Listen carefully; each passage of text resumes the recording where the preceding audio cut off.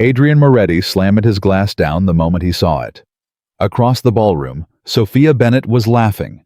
Not her professional smile, not her polite nod. A real, unguarded, beautiful laugh. Her head tilted back, her eyes bright, all because of a man Adrian had never seen before. His chest tightened in a way no business deal had ever managed. Before you continue this story, subscribe to our channel and follow every part until the end, and drop a comment telling me what city you're watching from so I can see exactly how far this story has traveled. The party had been Sophia's idea. Not the venue, not the guest list, not the catered food that cost more per plate than most people earned in a week. Those details were handled by a team of event coordinators who reported to Adrian's operations manager and never once asked Sophia for her opinion on anything that mattered. But the idea of having a party at all, of gathering every department, every regional manager, every administrative coordinator under one roof for one evening, of something that resembled human connection, that had been Sophia's suggestion delivered 14 months ago in a Tuesday morning briefing when Adrian had just finished telling his executive team that morale was not his responsibility. "It is if you want people to stay," she had said, not looking up from her notepad, her voice perfectly calm, as though she were simply correcting a calculation and not challenging the most powerful man in the room. Nobody else had spoken. Adrian had stared at her for a long moment, and then he had moved on to the next agenda item without acknowledging what she said. But 14 months later, here they were, the annual Moretti International Celebration, held in the Grand Alcott Ballroom on the 42nd floor of a building Adrian owned outright.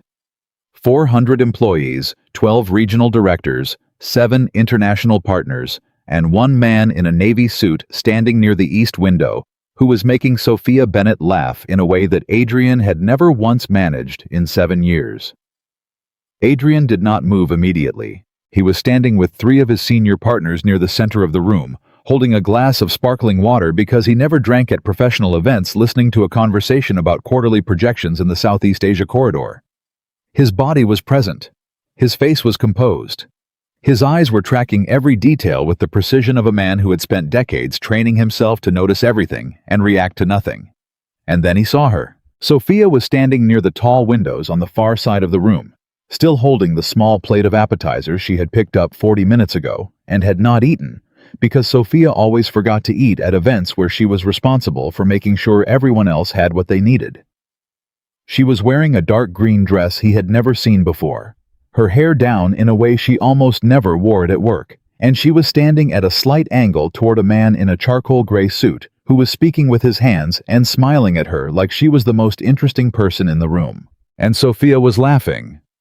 Not the soft, brief sound she made when Adrian said something dry and unintentionally funny during a long meeting. Not the polite breath of amusement she offered clients when they attempted jokes that did not quite land. This was a real laugh, the kind that came from somewhere genuine and unguarded. The kind that changed her whole face. The kind Adrian had heard exactly twice in 7 years, once, when her phone fell into a water fountain outside the Seattle branch office, and once when she read something in a novel she was carrying on a flight to Chicago, and forgot for about 3 seconds that he was sitting across the aisle from her. He had thought about that laugh on the flight back. He had not understood why until this moment. "Adrian!" His operations director Marcus Hale was saying his name. "What do you think about the Guangzhou timeline?" "Give me a moment," Adrian said. Marcus blinked. In 11 years of working together, Adrian Moretti had never once asked for a moment during a business conversation. Adrian set his glass down on the nearest surface without looking at what the surface was, and began moving through the crowd in the direction of the east windows. He was not sure what he was going to do when he got there. He was not sure that uncertainty had ever applied to him before. Her name, as it turned out, was not immediately relevant. What was relevant was that the man in the charcoal suit, tall, relaxed, easy in his own skin, in the way that men with nothing to lose always seemed to be, had positioned himself so that he and Sophia were slightly apart from the main flow of the room. Private without being isolated. Intentional without being obvious. Adrian noticed that. He noticed everything. He stopped about 15 feet away, near a cluster of employees from the logistics division who were doing the particular kind of careful laughing that people did when they were aware their boss might be somewhere in the building. He did not join their conversation. He stood with his back partially turned toward the east windows and listened. And then, the entire presentation just freezes, the man was saying, shaking his head with a grin that suggested he had told this story before and knew exactly which part landed. 300 people, the CEO of a Fortune 500 company in the front row, and I'm standing there watching a spinning wheel that is absolutely never going to stop spinning. Sophia laughed again. "What did you do?" she asked, and her voice had a quality in it that Adrian recognized but could not immediately name. Open. Undefended. The voice she used when she was not thinking about how she sounded. "I asked the CEO if he'd ever seen a magic trick," the man said. "And when he said no, I told him he was about to. Then I reached behind the podium, pulled out a clicker that wasn't connected to anything, clicked it like I meant it and said, 'Watch the screen.' And I just talked. No slides, no deck, nothing. For 45 minutes, I just talked, and by the end they signed the contract." Sophia shook her head slowly, and Adrian could tell from her posture that she was genuinely impressed rather than politely performing it. "That is either the most confident thing I've ever heard," she said, "or the most insane." "The line between those two things," the man said, "is thinner than most people want to admit." Sophia tilted her head slightly, and that was when she saw Adrian standing 15 feet away. Her expression changed, not dramatically. Sophia Bennett had spent 7 years developing the ability to transition between emotional states without giving anything away, a skill she had learned specifically because Adrian Moretti paid attention to everything, and she had needed a way to think her own thoughts in his presence. But Adrian knew her face better than she realized. He saw the shift, the slight widening of her eyes, the micro-tension in her jaw, the way she straightened almost imperceptibly, as though a switch had been flipped somewhere inside her that moved her from off-duty to professional in under a second. He walked toward her. Mr. Moretti?" The man in the charcoal suit extended his hand before Adrian reached them, which meant he either did not feel threatened or was very good at pretending. "Daniel Carter. I'm visiting from the Carter Group out of Nashville. Your team connected us through the Regional Partnership Program." Adrian shook his hand. "I know who you are." He did. Daniel Carter was 38, ran a mid-sized consulting firm with a strong regional reputation, had been invited through the Guest Partnership Initiative that Sophia had organized 2 months ago. He was exactly the kind of man who should have been at this event. "Are you finding the evening useful?" "Very much," Daniel said, glancing briefly at Sophia in the way that told Adrian everything. "Your team has been exceptional. Sophia is excellent at her job," Adrian said. He did not look at Sophia when he said it. He looked at Daniel.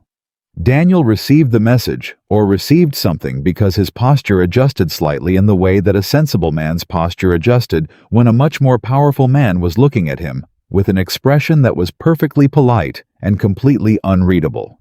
"I'll let you both catch up," Daniel said easily, as though the conversation had simply reached its natural end rather than been terminated. He smiled at Sophia. "It was a real pleasure, Ms. Bennett." "You too," Sophia said. Her voice was completely steady. "Enjoy the rest of your evening." Daniel moved away, and Sophia turned to look at Adrian with the particular expression she reserved for moments when she was deciding how honest to be. "Was that necessary?" she asked. "What? You know what?" Adrian looked at her for a moment. "I wanted to introduce myself to one of our guests. You knew who he was before you walked over. I like to confirm my information in person." Sophia looked at him for another 3 seconds, and he could see her making a decision. Then she picked up her plate, looked at the uneaten food on it as though she were seeing it for the first time, and set it down on the nearest surface. "I'm going to check on the catering coordination," she said. "The station near the north entrance was running low 20 minutes ago." She walked away. Adrian stood where he was and watched her go. And the thing that hit him, standing in the middle of a room full of 400 people who worked for him, was not anger or embarrassment or any of the emotions he might have expected. It was the realization that Sophia Bennett had just walked away from him, and he had absolutely no language for what he wanted to say to make her turn back around. He found Marcus 40 minutes later near the bar. "Who invited Daniel Carter?" Adrian asked. Marcus looked up from his drink with the careful expression of a man who understood that this question was not about the guest list. "The Regional Partnership Initiative. Sophia organized the invitations in February." "I know that. I'm asking who specifically approved his inclusion." "Sophia sent the approvals through your office. You signed off on the final list in March." Marcus paused. "Adrian. He's a regional consulting partner. He was on a list of 47 people." "I understand that." "Then what exactly—" "Never mind," Adrian said and walked away. He spent the next hour doing what he always did at professional events, which was moving through the room with efficiency and precision, saying exactly what needed to be said, to exactly the right people, managing relationships, with the particular skill of a man who had learned very early that people were either assets or obstacles, and had spent most of his adult life treating them accordingly. But he was aware of Sophia the entire time, where she was in the room, who she was talking to, whether she was near Daniel Carter again. She was not near Daniel Carter again. She was near the North Catering Station, solving whatever logistical problem had emerged there, and then near the registration table, helping a group of regional managers find their name badges, and then standing with a cluster of administrative assistants near the south wall, probably making sure they felt included in an event where they might otherwise have spent the evening invisible. This was what Sophia did. She moved through rooms solving problems that nobody had asked her to solve, and making people feel seen in ways that were so quiet and efficient that most people did not even realize it was happening. Adrian had watched her do this for 7 years. He had categorized it as competence. He was beginning to understand it had always been something else. The party ended at 11. Adrian stayed until the last guest had gone, because that was the kind of thing he did, because Sophia had organized this event, and he was not going to leave before the room was clear, and she was satisfied that everything had gone correctly. He found her near the coat check at 11:17, speaking quietly with the venue coordinator, her notebook open in her hand, running through what was clearly a closing checklist with the focused energy of someone who would not let herself relax until every detail was confirmed. He waited until the coordinator walked away. "Sophia." She turned. She had the look of someone who had been working for 4 hours straight and was running entirely on professional resolve. "Everything went well," she said before he could speak. "The attendance was 91%, which is the highest we've had for this event. The Carter Group partnership looks promising. Daniel mentioned they may be interested in a regional pilot program. I'll have a summary on your desk by Thursday." "I don't need a summary right now." She looked at him steadily. "Then what do you need?" Adrian had been asking himself that question for 4 hours. "Who is he to you?" he said. Sophia went very still. The quality of her stillness was different from her usual composure. This was not the controlled stillness of a professional maintaining her composure. This was something older and more careful. "He's a guest," she said. "A professional contact. I met him tonight." "You were laughing with him."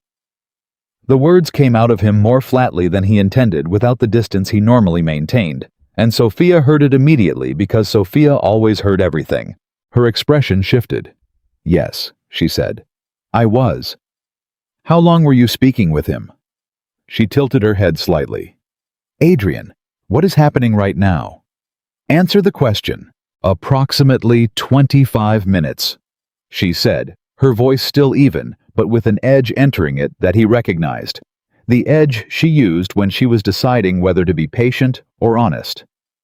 "We were discussing a business scenario he found amusing, and I found yes funny. Is there a professional concern I should be aware of?" "No." "Then why are you asking me how long I was talking to him?" He did not have an answer for that. Or rather, he had an answer, But it was the kind of answer that once spoken could not be taken back, and Adrian Moretti had built his entire life on the principle that you did not say things you could not control. "It was a long evening," he said finally. "Get some rest." He turned and walked toward the elevator. He heard Sophia say nothing. That was worse somehow than anything she might have said. He did not sleep. This was not unusual.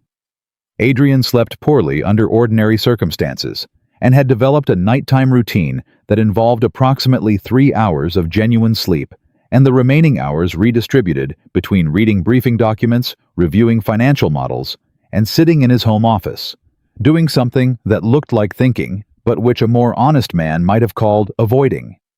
But that night, he was not reviewing briefing documents. He was sitting in his home office at 2 in the morning with a cold cup of coffee and the particular silence of a large empty apartment, and he was thinking about the sound of Sophia laughing. Not the laugh she gave the room, the one she had given Daniel Carter. He understood sitting in that silence that he had heard variations of that laugh exactly twice in 7 years, and that both times had stayed with him in the specific way that only a handful of moments in his life had ever stayed with him, not because they were dramatic or significant in any way he could explain, but because they felt like a glimpse of something he did not have access to. He had a successful company. He had professional respect. He had an apartment that cost more than most people made in a decade, and a watch collection that a curator once told him was genuinely impressive, and access to every room in every city where access was something that mattered. He had never not once made Sophia Bennett laugh the way she had laughed tonight. That realization sat in the center of his chest like something with weight. He opened the company directory on his laptop. Daniel Carter, Nashville-based. Carter Group Consulting. Partnership inquiry submitted February 14th. Valentine's Day, he noticed and then felt slightly ridiculous for noticing. He closed the laptop. He went back to the couch and stared at the ceiling for a while. At 4 in the morning, he made a decision. Sophia arrived at the office at 8:15 the next morning, which was her normal time, and she stopped moving when she found Adrian already at his desk. Also, not unusual, he was almost always there before her, but this morning he was not on a call or reviewing documents. He was sitting with his hands folded on the desk, and he was looking at the door, waiting for her. "Good morning," she said carefully. "Close the door," he said. She did. She sat in the chair across from his desk, the chair she had occupied for 7 years during hundreds of morning briefings, and she set her notebook on her knee and looked at him with an expression that was professional and alert, and if he was reading her correctly, slightly wary. "I want to apologize," he said. She blinked. In 7 years, Adrian Moretti had apologized to Sophia Bennett exactly twice. Once when he missed her performance review by 3 weeks, because a deal in Singapore went sideways and he forgot, and once when he accidentally sent a reply-all email criticizing a report she had not actually written. Both times had been brief, direct, and immediately followed by a conversation about whatever the correct professional path forward was. "For last night," he continued, "my questions were inappropriate." Sophia was quiet for a moment. "Okay," she said. "That's not all I want to say." Her expression shifted slightly. "Adrian, let me finish." She closed her notebook. Adrian looked at her across the desk. He had prepared this conversation while sitting on his couch at 4 in the morning, which meant he had a version of it that was organized and measured and kept to the correct professional territory. He had planned to say that he recognized his behavior had crossed a line, that her personal life was not his concern, and that he wanted to ensure their professional relationship remained intact. That was what he had prepared. What came out instead was, "Who is Daniel Carter to you?" He heard himself say it and recognized immediately that he was having a different conversation than the one he had planned. Sophia looked at him for a long moment. "I told you last night," she said. "A guest. A professional contact." "I know what you told me." "Then why are you asking again?" "Because I want to know the truth." Something moved across her face. The truth. Sophia. She set her notebook on the edge of his desk with a soft, precise sound. Adrian, I need you to be very clear with me right now about what you're actually asking, because if you're asking what I think you're asking, this is a conversation we need to have honestly. I know that. Do you? Yes. She looked at him steadily. You're jealous. The word landed in the room like something physical. Adrian did not move. You saw me laughing with someone last night. Sophia continued, her voice very controlled. And you spent the rest of the evening watching me from across the room. Yes, Adrian, I noticed. And then you interrogated me about a professional contact in a coat check room at 11 at night. And this morning you are sitting in your office at 8, waiting to have a conversation you clearly don't know how to start. She paused. Tell me I'm wrong. He said nothing. Tell me I'm wrong, she said again, quieter. You're not wrong, he said. The silence that followed was the longest Adrian could remember in recent years. Sophia picked up her notebook from the edge of his desk and set it in her lap. Not opening it, just holding it. And he recognized this gesture. She used it when she needed something to do with her hands, when she could not show what she was feeling on her face. Why? She asked finally. Why now? After 7 years. Why? I don't know why now, he said. I don't know why 7 years. I don't know what I've been doing for 7 years except... He stopped. He started again. Sophia, when you laughed last night, with him, the way you laughed. She waited. I've worked with you for 7 years, he said. I know your professional voice and your frustrated voice and the voice you use when you're trying to be patient with someone you think is being an idiot. I know the sound you make when a meeting is running over and you're calculating how to manage the rest of the day. I know what you sound like when you're pretending something doesn't bother you. He paused. I didn't know what your real laugh sounded like. Sophia was very still. Not until last night, he said. And the moment I heard it, I understood that in 7 years I had somehow managed to know everything about you professionally, and nothing about you actually. And that man you were talking to, a man you had known for 25 minutes, had managed to reach something that I... He stopped again. That I apparently never reached. The silence stretched. Sophia looked at the window. You scared me last night, she said. He did not expect that. What? When you walked over. When you stood there and looked at him like that. She turned back to him. Not because I thought you'd do anything. I've never been afraid of you that way, and you know that. But because I saw something on your face that I've never seen before, and I didn't know what it meant, and I... She exhaled. I was talking to a perfectly pleasant man about a presentation that went wrong at a business conference, Adrian. That was the entire conversation. I know. Do you know what you looked like when you walked over there? Probably not good. You looked like someone who was about to fire him. I wasn't going to fire him. I know that too, she said quietly. But in the moment, I didn't know what was happening, and it frightened me, because you have never looked at me, at anyone around me like that before. Adrian was quiet. 7 years, Sophia said. We have worked together for 7 years, and you have been professional and demanding and occasionally impossible, and I have respected you for all of it. Even the impossible parts, because underneath everything, you are a person who takes his responsibilities seriously and cares about the people he's responsible for, even when he doesn't know how to show it. She looked at him directly. But I need you to understand something. My life outside this office, the people I talk to, the things that make me laugh, the choices I make about who I spend my time with, those things belong to me. I understand that. I need you to actually understand it, not just say it. Sophia. He leaned forward slightly. I'm not asking to own your life. I'm not asking you to stop laughing with other people or choosing who you spend your time with. I'm asking you to help me understand something that I've been too... He searched for the word. Too comfortable not examining for 7 years. She looked at him for a long moment. What do you want to understand? She asked. Why it matters to me, he said. Why watching you laugh with a man I'd never met felt like Like what? He paused. Like something I had missed my chance at. The words were very quiet. Sophia looked at him. She did not look away, and something in the room shifted, not dramatically, not with the kind of clarity that he was used to in business situations where the next step was always visible, but shifted in the way that real things shift slowly and without announcement in a direction that could not entirely be predicted. That's an honest answer, she said finally.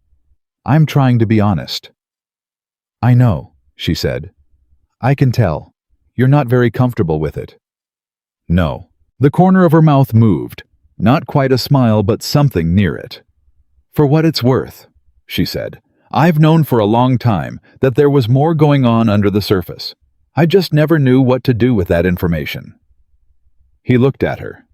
And now, she picked up her notebook and stood, and he thought for a moment that she was going to redirect the conversation back to professional territory, which was what she did when a personal conversation had gone as far as she was willing to take it. Instead, she said, Now I think we both need to think about what it means to say something out loud that's been unsaid for 7 years. She walked to the door. She paused with her hand on the handle. Your 9:30 call with the Singapore office has been moved to 10, she said. I'll have the briefing document on your desk by 9:45. She opened the door and walked out. Adrian sat at his desk.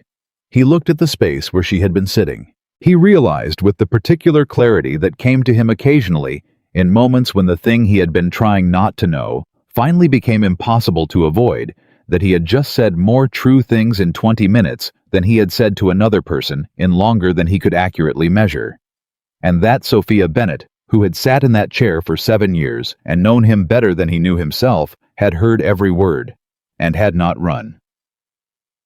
The week that followed was the strangest of Adrian's professional career, and his professional career included a period of approximately 18 months in his mid-30s, during which he had rebuilt a company from a financial crisis that should by all reasonable measures have ended it. The strangeness was not dramatic.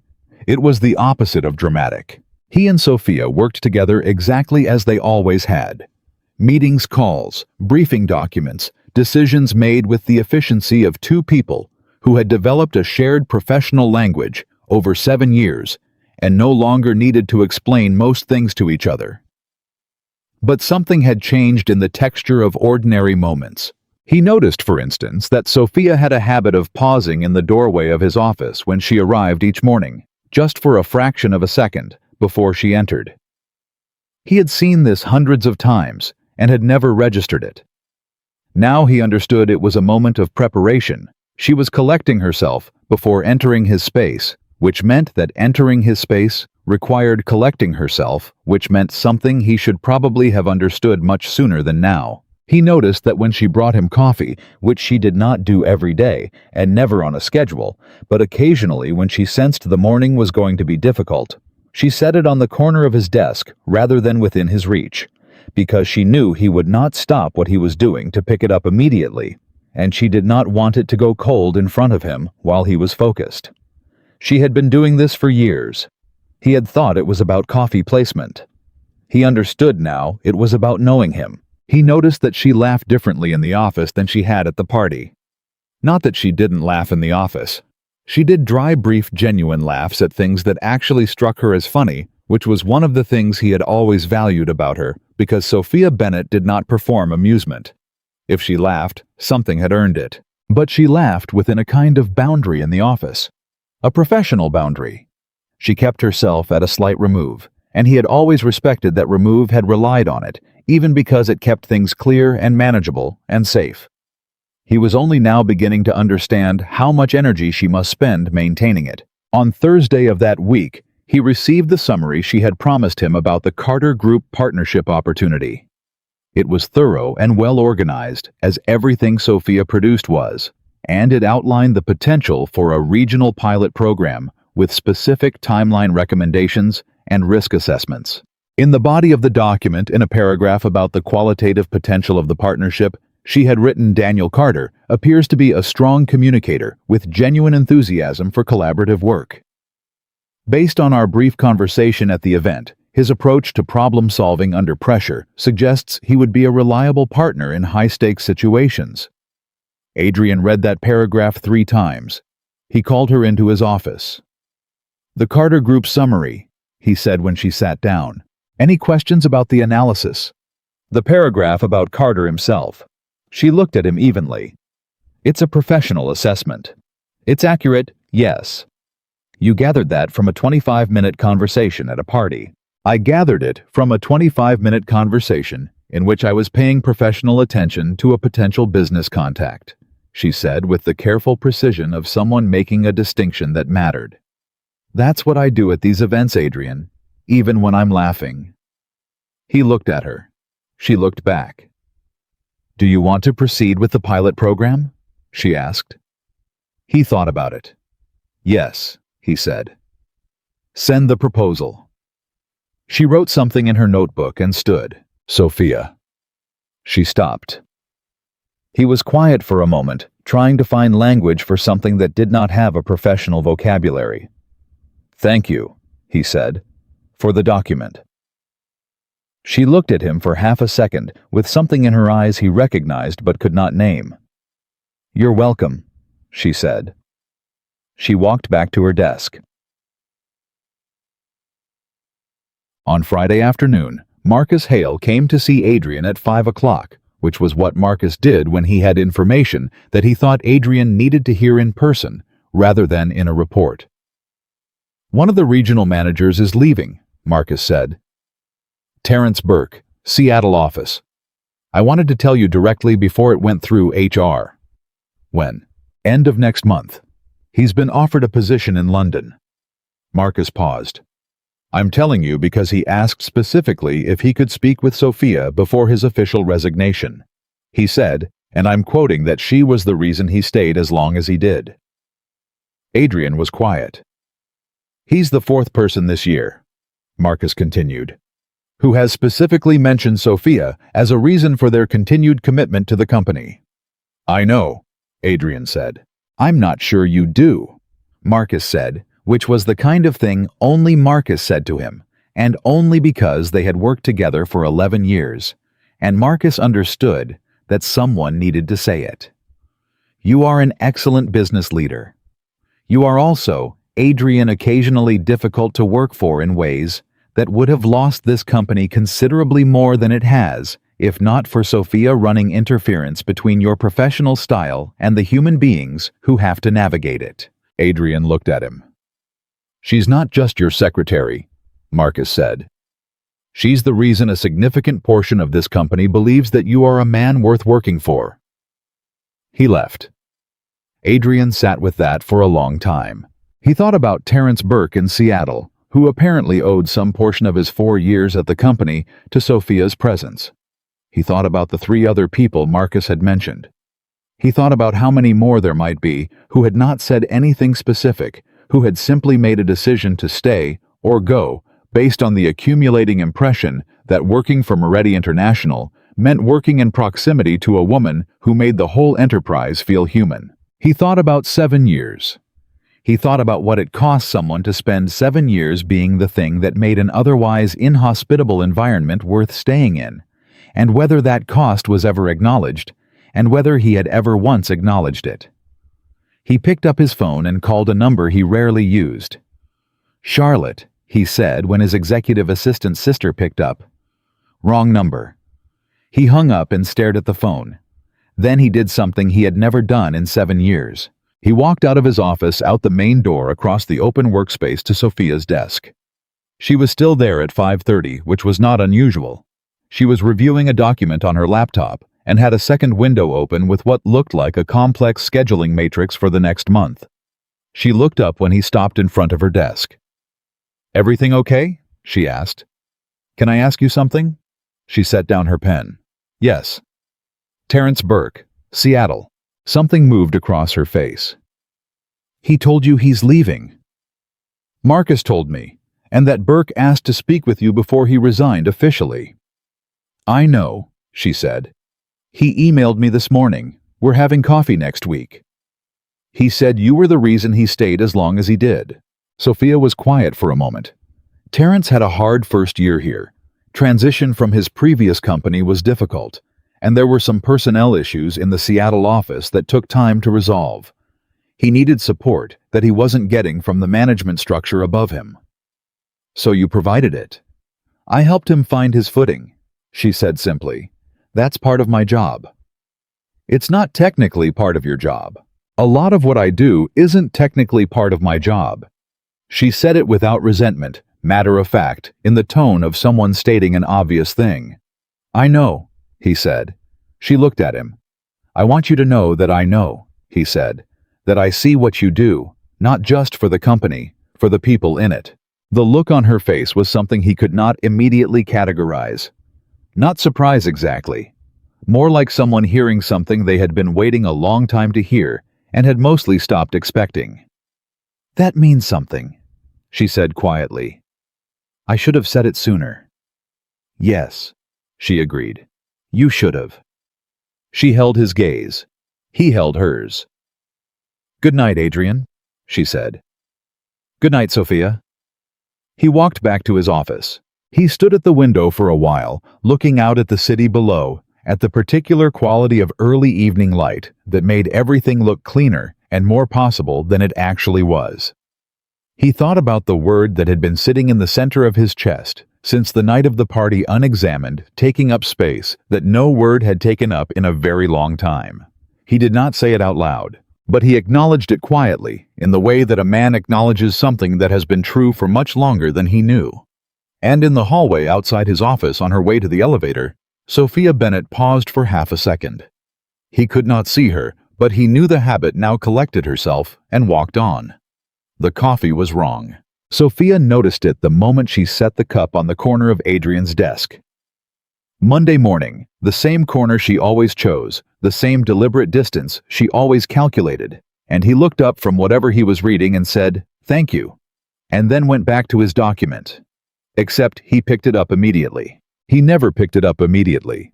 He always let it sit for 8, sometimes 12 minutes until it had cooled to whatever temperature he apparently preferred, and Sophia had learned this about him in the first year and had adjusted accordingly, placing the cup early enough that the timing worked out, without either of them acknowledging the system. He picked it up now within 30 seconds of her setting it down, and he did not notice the temperature, and that meant he was not thinking about the coffee at all. He was thinking about her. Sophia walked back to her desk and sat down and opened her laptop and told herself very firmly that she was not going to spend the morning analyzing the coffee. She analyzed the coffee for approximately 40 minutes.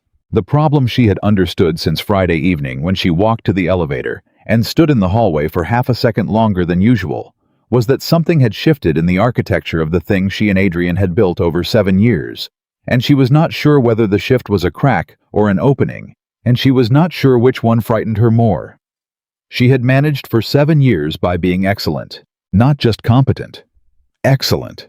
The kind of excellent that left no room for questions, that made every interaction about the work and never about anything else, that kept her valuable and protected and firmly on the right side of a line she had drawn for herself in the first 6 months, because she had understood even then, at 28, and new to the city, and trying very hard not to be naive, that proximity to power had a particular gravity, and that you had to decide early what you were and were not willing to let it pull you toward. She had decided. She had been deciding every day for 7 years.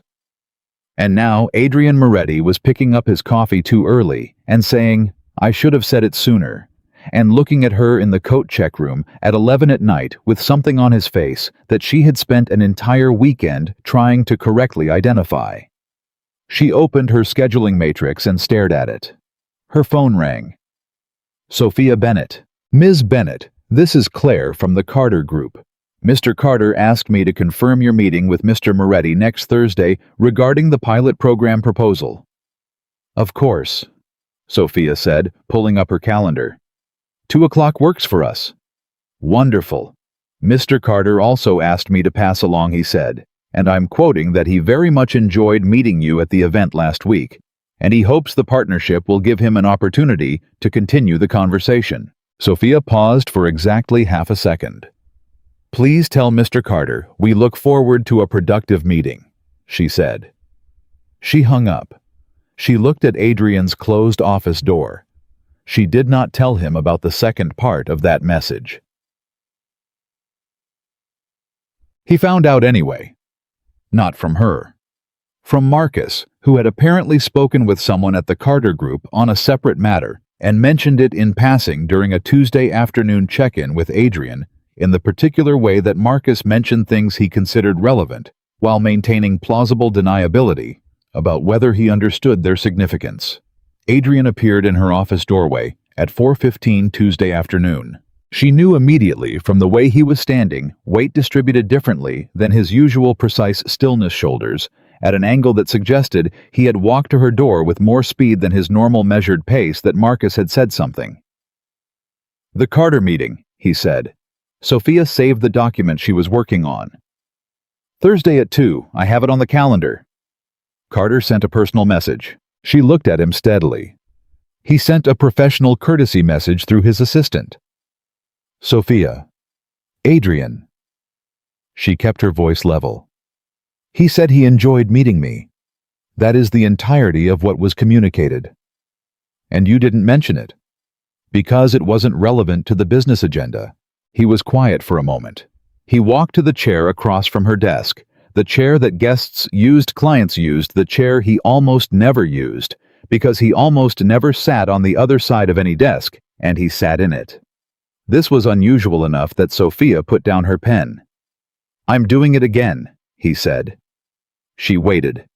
"The thing I said I wasn't going to do." He looked at her directly. "Tracking. Monitoring.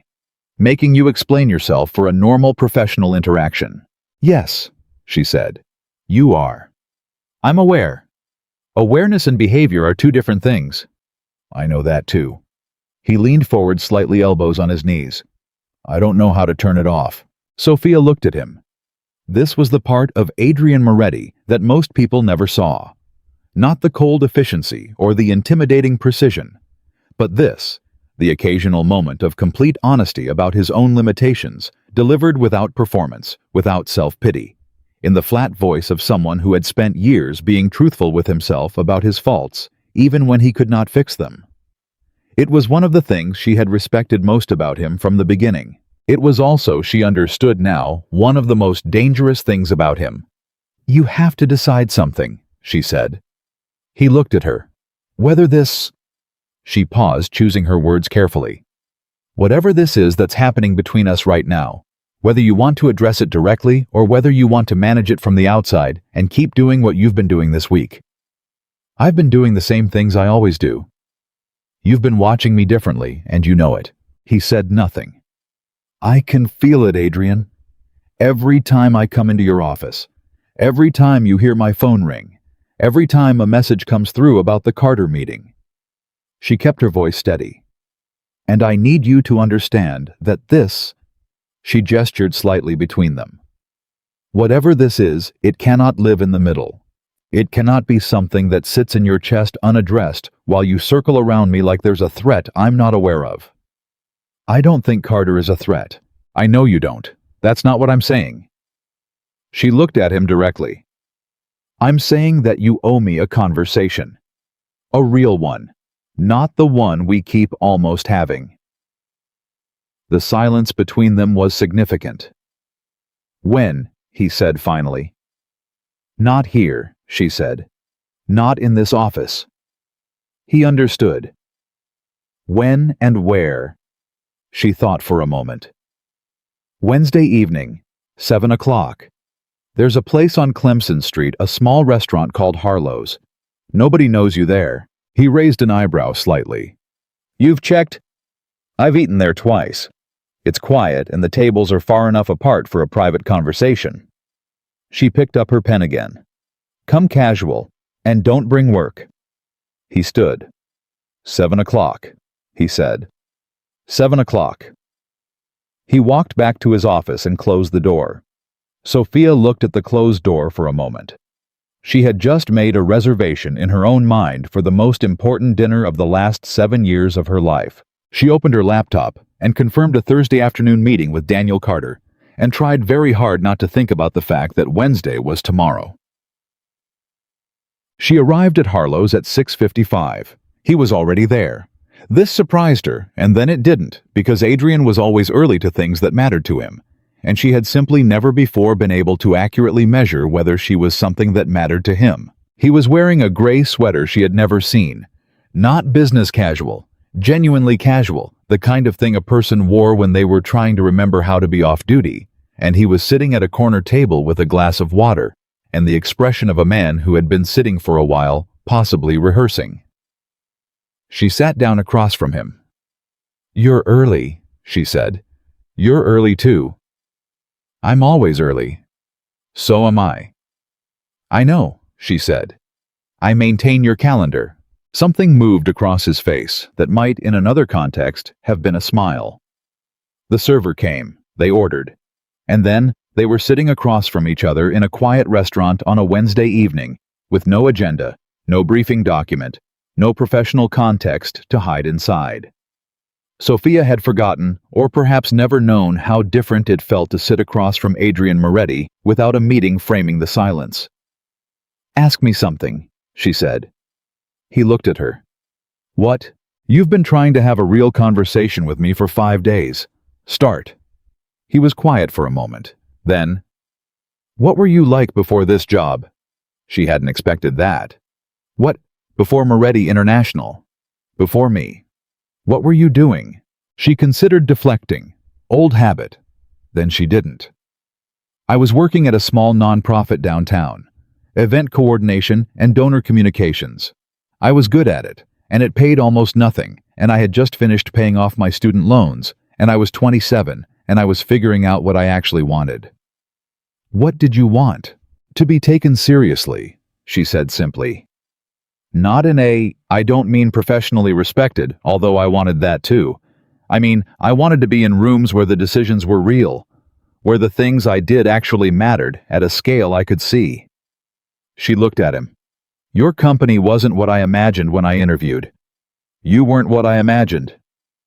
"What did you imagine?" "Someone older," she said. "Someone who was managing the company from a distance. Someone I would have to navigate around." She picked up her water.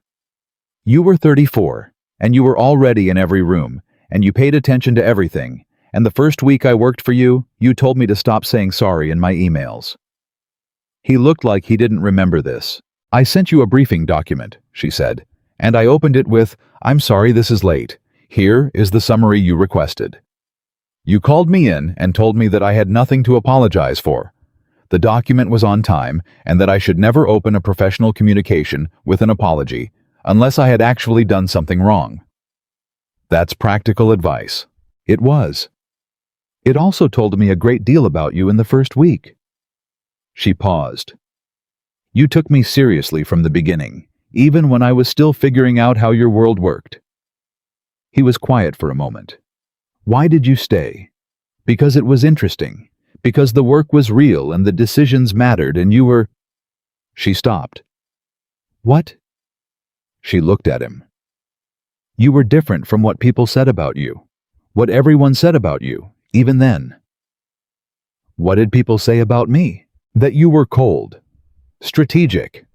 That you managed relationships the way you managed assets useful until they weren't." She held his gaze. "And some of that was true. But there were other things too." "Like what?" "Like the fact that you personally called 3 employees during a health crisis 2 years ago," she said.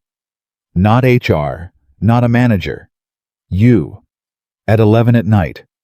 I know because I was still at my desk and I heard you." He said nothing. "Like the fact that you've extended the contract of every vendor who lost business during the industry disruption 3 years ago, even when it cost the company money, because you didn't want them to fail." She set down her glass. "You never told anyone you did that. I found out through the financial reports." It was a sound long-term investment. "Adrian." He looked at her. "You don't have to explain your kindness to me," she said quietly. "I've been watching it for 7 years." The silence between them was different now. Not the loaded silence of a conversation approaching a cliff. Something warmer than that. "What do you want me to understand?" he said. "From all of this, I want you to understand that I know who you are," she said. "Not the version you present in boardrooms. The actual person." She paused. "And I need you to understand that knowing someone that well for that long is not a small thing. It's not something I can simply step back from because the dynamic has shifted. It changes what I'm risking." He leaned forward slightly. "What are you risking?" "Everything I've built," she said. "My career, my independence, the professional reputation I've spent 7 years establishing in an industry where women who work closely with powerful men are constantly being assessed for the wrong reasons." She held his gaze. "If this whatever this is goes wrong, I lose something real. Not just feelings. Real things." He was completely still. "And you," she continued, "you risk something too, but not the same things. And I need you to know that I know that difference exists." "I understand," he said. "Do you actually understand? Or are you saying it because it seems like the right thing to say?" He held her gaze without flinching. "I actually understand. What I'm asking of you is unequal. It has been from the beginning. I hold more power in this dynamic, and that doesn't disappear because I have feelings." The word hung there between them. Feelings. Adrian Moretti had just said the word feelings in a restaurant on a Wednesday evening quietly without qualification, in the same voice he used when he was stating a business fact he had accepted as true. Sophia looked at him for a long moment. "Okay," she said. "Okay. You can keep talking," she said. "I'm listening." They stayed at Harlow's for 2 hours. It was the longest unscheduled block of time Sophia had spent with Adrian Moretti in 7 years that did not involve a flight delay or a venue problem at a professional event. She learned things she had not known. She learned that he had not always been this way. The controlled precision, the emotional distance, the way he managed every room he entered like a strategic space. She learned that it had been built deliberately and over years in response to specific things that had happened in his 20s when he was building the first version of what became Moretti International, and that some of those things had involved people he trusted who used what they knew about him against him, and that the walls were not personality. They were architecture, constructed for a reason. And she learned because she had always been very good at listening to what was said underneath what was being said, that no one had ever stayed long enough or close enough to see the architecture for what it was rather than assuming it was the man. "You've been very alone," she said at one point. It was not a question. He picked up his coffee cup, put it down. "I've been very busy." "Those aren't the same thing." "No," he said. "They're not." She looked at him across the table, in the particular quiet of a restaurant late in the evening, when most of the other tables had emptied, and she thought about 7 years. She thought about all the mornings she had walked into his office, and known within approximately 90 seconds what kind of day it was going to be, and what he would need, and what she could say that would help, and what she should simply not say at all. She thought about all the times she had provided that to him, without thinking of it as anything other than professional attention. She thought about the fact that nobody had ever provided it back. "I need to ask you something," she said, "and I need an honest answer." "Yes." "When you saw me laughing with Daniel Carter, the very first moment, what did you feel?" He didn't hesitate. "Like I was watching someone else have something that should have been mine." The rawness of it stopped her. "Not possessiveness," he added quickly. "Not, I want to be clear about the difference. Not the feeling of ownership. The feeling of," he paused, "of loss, of realizing too late that you were standing next to something and not seeing it." Sophia was quiet for a moment. "It was too late by the first moment I saw you," she said finally. He looked at her sharply. "What?" She met his gaze directly. "I mean that it was already complicated by the time I understood it was complicated. I'm not good at missing things, Adrian. I notice things. It's what I do." She looked down briefly. "I noticed a long time ago that there was something between us, in the texture of ordinary moments. I noticed the way you listened when I spoke, the way my presence in a room changed something for you even when you didn't acknowledge it. I noticed all of it." She looked back at him. And I made a decision to stay professional. To protect myself, she said, because what I noticed was also a man who had never once in the time I'd known him let himself be in a relationship that didn't have a clear exit strategy. And I am not someone who can do halfway. The weight of that settled over the table. What are you telling me? He asked. I'm telling you that this matters to me, she said. Whatever this is, it's not small for me. It has not been small for a long time. She looked at him steadily. And I need you to know that before you decide what you want to do with this conversation. He looked at her the way he looked at things that required the most careful thought. Then he said, what would it take for you to trust this? I don't know yet, she said honestly. But I think it starts with you being honest about what you actually want. Not what seems reasonable, not what's manageable, what you actually want. He was quiet for a long moment. I want to know you, he said. The version of you that laughs at 25-minute conversations with strangers. The version that has a life outside my office that I know almost nothing about. He paused. I want to earn the kind of trust that you give without thinking about it. The kind you were giving him that night just by talking. That's not a small thing either, she said. I know. You'll have to be patient. I know that too. She looked at him. He looked back. Order me another coffee, she said, and tell me about your 20s. Sick. She found out later, 2 days later on Friday morning in a way that arrived without warning and hit like cold water what she had been missing. She was at her desk at 9 when the call came in from Natalie Cross. Natalie Cross was 34 years old, a former VP of Strategic Development at a company called Vestal Partners that had partnered with Moretti International approximately 4 years ago. She was also, as Sophia had learned through the professional grapevine, the way one learned everything through the professional grapevine. Someone who had been connected to Adrian personally for a period that overlapped with the early years of the partnership. It had ended the partnership and whatever else existed alongside it approximately 3 years ago, without drama, without visible fallout in the way that things ended when both parties were too professional to create scenes. Sophia knew about it the way she knew about a great many things, completely carefully and entirely without having been told. She answered the call. Ms. Bennett, this is Natalie Cross. I'm calling because I need to speak with Adrian directly, and I understand from his operations team that you manage his communications calendar. Sophia recognized the voice.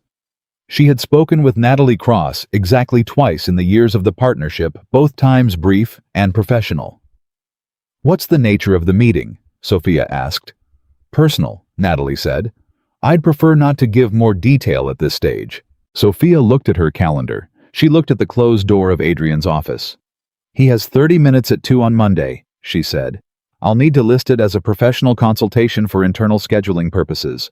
That's fine, Natalie said. Thank you. Sophia hung up. She sat very still for approximately 10 seconds. Then she picked up the phone and called Adrian's extension. Yes, he said. Natalie Cross has requested a meeting with you Monday at 2, she said. Personal nature. She didn't specify further. I've put it on the calendar. The silence on the other end lasted long enough to be significant. Thank you, he said finally. Of course, she said. She hung up. She sat at her desk with the particular stillness of someone who was being very careful about what she let herself feel, and she opened her scheduling matrix, and she looked at the cursor, blinking in the open field. On Wednesday evening, she had told Adrian Moretti that she was not someone who could do halfway. She had meant it. What she had not anticipated was the very specific feeling of remembering that he had a life before her, a full and complicated life, and that whatever was happening between them right now was not happening in a clean space. It was happening in the accumulated history of a real man. With real history. With a person who apparently needed a private meeting urgent enough to call on a Friday morning and unwilling to explain why. Sophia Bennett was excellent at her job. She was excellent at anticipating, at preparing, at protecting things she cared about from damage she could see coming. The problem was that she could see this one coming, and there was nothing in her 7 years of professional excellence that told her what to do about it. Adrian came out of his office at 3 o'clock. He did not usually come to her desk twice in 1 week. He sat in the chair across from her again, the client chair, the guest chair, the chair she was beginning to think of as the chair he used when he was trying to be honest, and he looked at her. "You need to ask me about the Natalie Cross meeting," he said. "I don't need to ask you anything," she said evenly. "It's on the calendar." "Sophia." She looked at him. "Ask me," he said. She looked at him for a long moment. Then, "Who is Natalie Cross to you?" "Past tense," he said immediately. "Completely past tense. 3 years ago. It was a period when I was—" He stopped, restarted. "It was a brief relationship, personal. It ended before it became significant, which is what I allowed to happen, which is something I'm aware was my failure and not hers." Sophia was very still. "I don't know why she's calling now," he said. "I haven't spoken with her since the Vestal partnership concluded. The call was a surprise." "I believe you," Sophia said. "You do." "Yes." She held his gaze. "I also believe that you had relationships before this week, and that you will have history I know nothing about, and that this is not something that should stop what happened on Wednesday evening." She paused. "But I need you to tell me when things happen, Adrian. I need you not to let me find out about your past from phone calls that come through my desk without context." "I understand. Do you know what it felt like?" she asked. "Answering that call and recognizing her name and scheduling a personal meeting for you and not knowing any of the context." "It felt unfair," he said. "Yes," she said. "It did." "I'm sorry," he said. Direct. No qualification. 2 words. Sophia breathed in slowly. "Monday's meeting.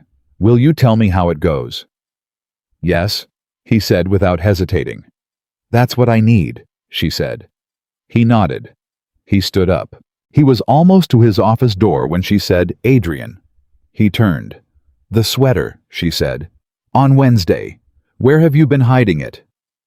Something shifted on his face, the barest, most unguarded thing she had seen there, yet something that wasn't quite a smile, but was in the same neighborhood as one. "I have more of them," he said. "Good," she said. He went back into his office. Sophia turned back to her screen. She understood, sitting at her desk with the cursor blinking in the open field of her scheduling matrix, that she was somewhere she had never been before. Not the safe side of her own line. Not the professional remove that had protected her for 7 years. She was somewhere in the middle, which was the one place she had always said she could not be. She was there anyway. And the most terrifying part was that she could not honestly say she wanted to leave. Monday came, the way difficult things always came, preceded by a weekend that felt too long and a Monday morning that felt too short. Sophia arrived at 8:15. Adrian was already at his desk. The coffee went on the corner at the right distance. They exchanged exactly 14 words about the day's schedule, which was 3 fewer than their usual Monday average, and both of them were aware of the deficit, and neither of them addressed it. The Carter meeting was at 10.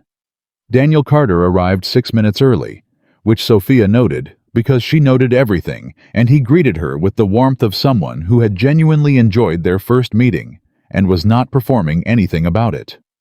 He was professional and prepared, and the meeting lasted 52 minutes and produced a clear framework for the pilot program. And at no point did Adrian look at Daniel Carter the way he had looked at him in the ballroom. He looked at Sophia instead. Twice during the meeting, she felt his attention shift toward her, not obviously, not in a way that Daniel would have registered, but in the way she had become attuned to over 7 years, the particular quality of Adrian's focus, when it moved from the business problem to something more personal. The first time was when Daniel said something that made her laugh briefly professionally, the contained laugh she used in work contexts, and Adrian's pen stopped moving for exactly 2 seconds before resuming. The second time was near the end of the meeting, when Daniel said directly to her that he hoped the partnership would give them reason to be in the same room again soon, and she felt Adrian's stillness from across the table like something with temperature. After Daniel left, Adrian stood in the center of the conference room and said nothing for a moment. "The framework is solid," Sophia said, gathering her materials. "Yes," he said. "He's a good partner." "Yes." She looked at him. "You handled that well." Something moved across his face. "Was I being tested?" "Not deliberately," she said. "But I was paying attention." And she picked up her folder. "You were professional and focused, and you did not once make the meeting about anything other than the business." She paused at the door. "That matters more than you might think." She walked out. She heard him exhale behind her.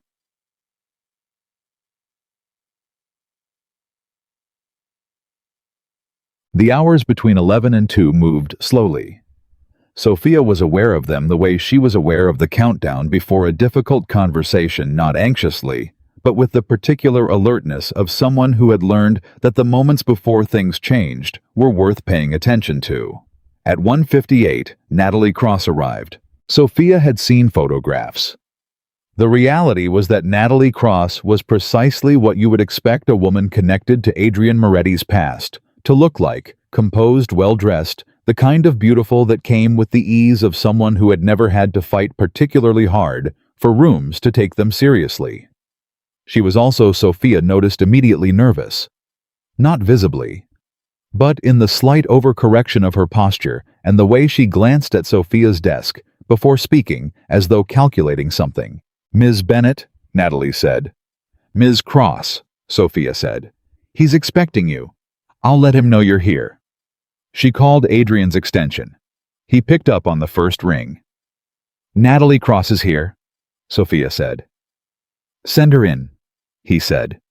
His voice was completely level, controlled in the specific way he controlled things that he had spent time preparing for. "I'll bring water," Sophia said.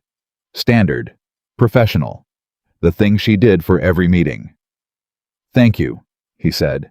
She brought the water in, set it on the conference table inside his office, and left without making eye contact with either of them. She sat at her desk. She opened a document and stared at it. She heard nothing through the closed door because Adrian's office was well constructed, and she had never been the kind of person who pressed her ear to doors, and because she had made a specific decision on Friday afternoon that she was going to trust what he had told her, and not spend the next however long trying to read meaning into a silence she could not hear. She made it 37 minutes before Marcus Hale appeared at the edge of her desk. "You look like someone defusing a bomb," Marcus said. "I'm reviewing the quarterly summary." "You've been on the same page for 30 minutes. She looked up at him. Marcus had the careful expression of someone who knew significantly more than he was saying, which was his baseline expression, and therefore told her very little. "Marcus," she said, "is there something I can help you with?" "I came to ask you the same thing," he said simply. She looked at him for a moment. Marcus Hale was one of the few people at Moretti International who operated from the same altitude as Sophia, not in terms of title, but in terms of the specific kind of knowledge that came from being close to the center of a powerful person's world for a long time. He understood things about Adrian that most people didn't. He also understood things about Sophia she suspected that she had never directly told him. "I'm fine," she said. "Okay," he said. He sat down in the chair beside her desk, not leaving. She looked at him. "Natalie Cross called me on Thursday," he said. Sophia went very still. "She wanted to know." Marcus continued carefully, whether Adrian had anyone in his life currently, someone significant. He paused. "I told her that was not a question I was in a position to answer." Sophia said nothing. "She also told me why she was reaching out," Marcus said, "which is something I think you should probably know before that meeting ends." "Tell me." Marcus looked at the closed office door and then back at her. "Her company Vestal Partners is in trouble, significant financial trouble, the kind that becomes public in about 6 weeks, unless they secure a major partnership or acquisition." He paused. "She's here to ask Adrian for help. Not romantically, professionally. But she knew she said this directly that approaching him through normal channels would fail, and that the only way to get a real meeting was to request a personal one. Sophia let that settle. She used the personal history to get in the room, she said. Yes. And Adrian doesn't know that's why she's here. I don't know what he knows, Marcus said, but I know what she told me. Sophia looked at the closed door. The math of it was not complicated. Natalie Cross was not here because of feelings or unfinished business or anything to do with the past. She was here because she needed something, and she understood that the most efficient path to Adrian's attention ran through a door that had not been completely closed. Which meant that Adrian was inside that office right now having a conversation he did not have the full context for. Which meant Sophia had a decision to make. Thank you, Marcus, she said. He stood. I thought you should know. I appreciate it. He nodded and walked away. Sophia sat at her desk for exactly 90 seconds. Then she picked up the phone and called Adrian's extension. He answered in 4 rings, which was longer than usual. Yes. I apologize for interrupting, she said. When you have a moment, there's some information relevant to your current meeting that I should have provided earlier. It can wait until you're finished. A pause. 1 moment, he said. She heard faintly his voice saying something she could not make out. Then footsteps. The door opened, and Adrian stepped halfway into the doorway of his office, looking at her. What information? He said quietly. She told him. Briefly, precisely.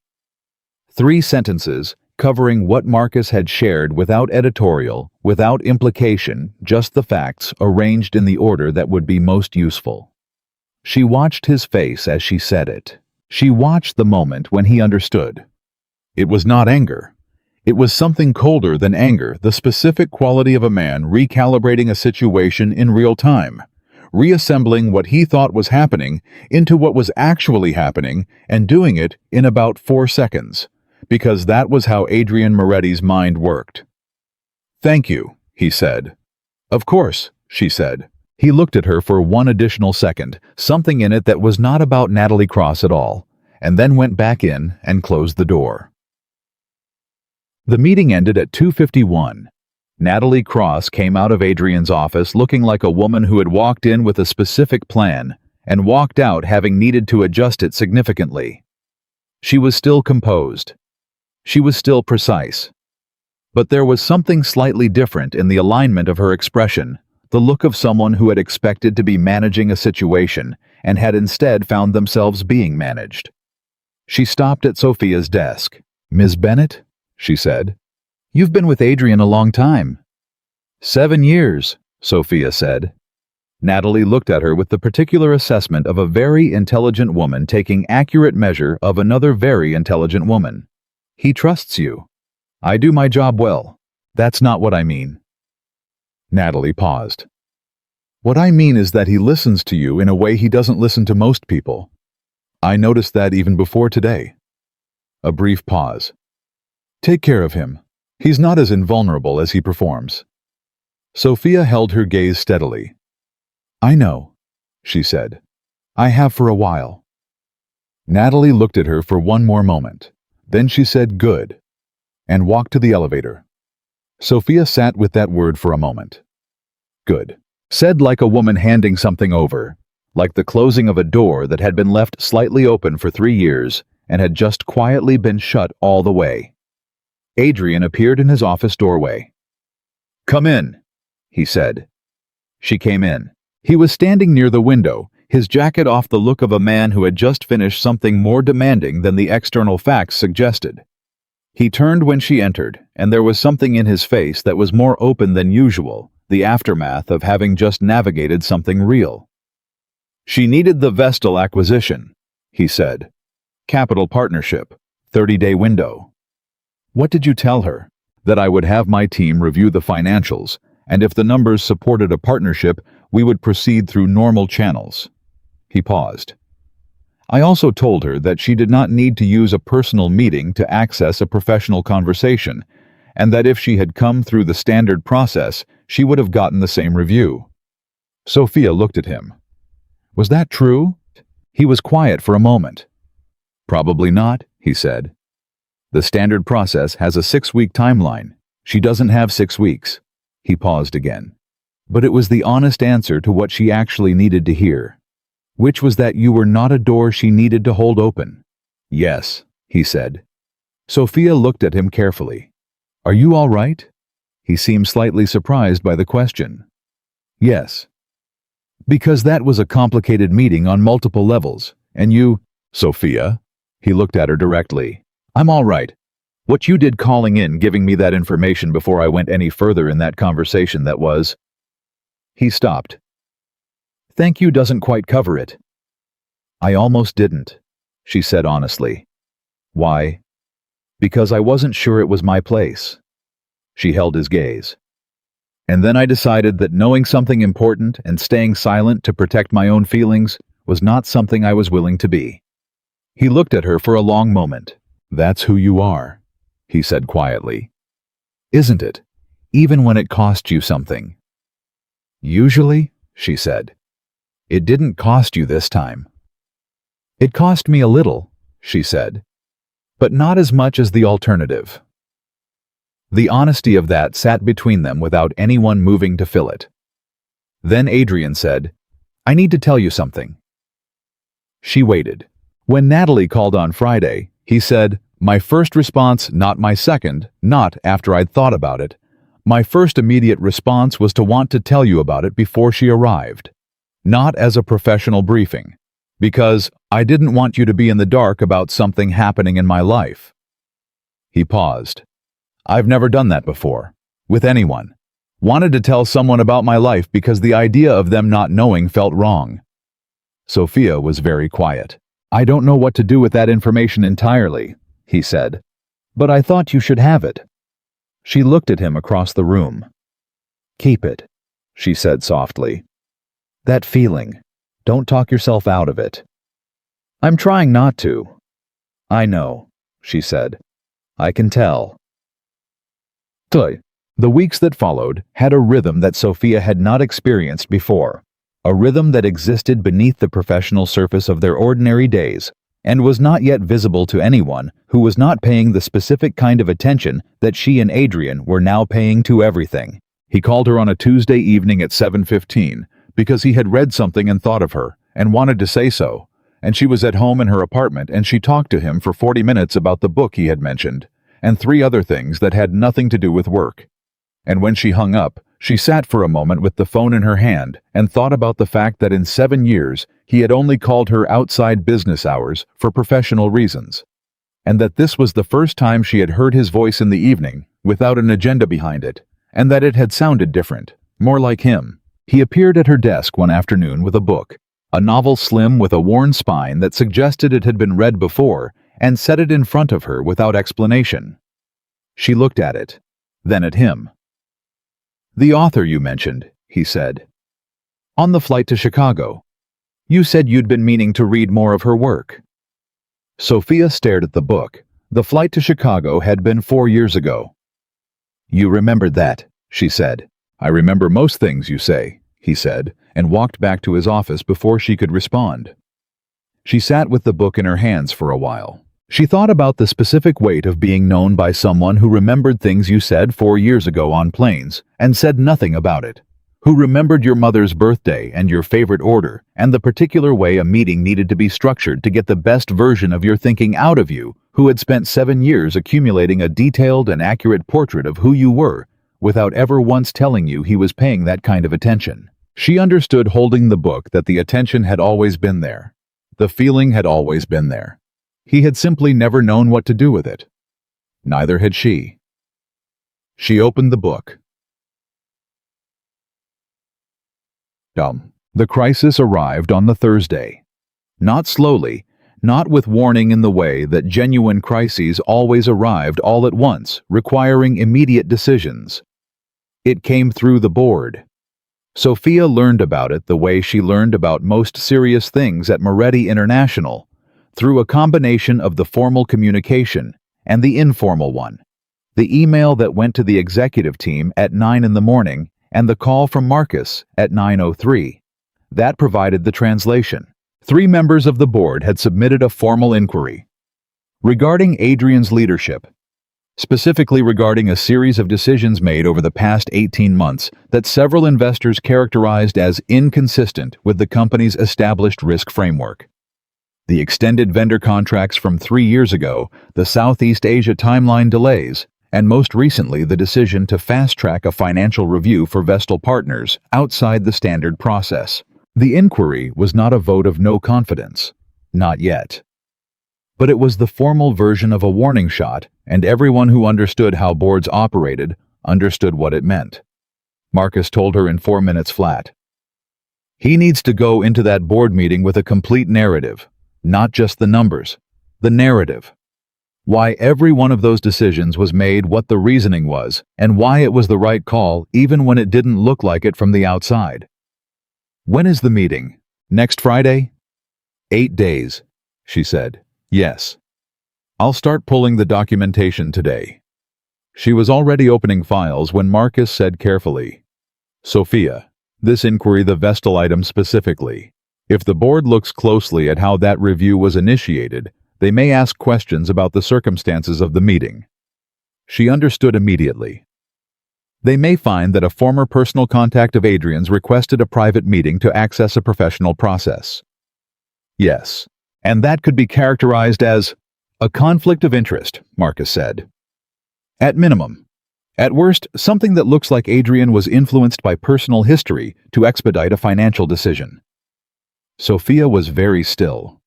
The Vestal review is preliminary, she said. No commitment has been made. I know, but in the context of a board inquiry, it will be examined.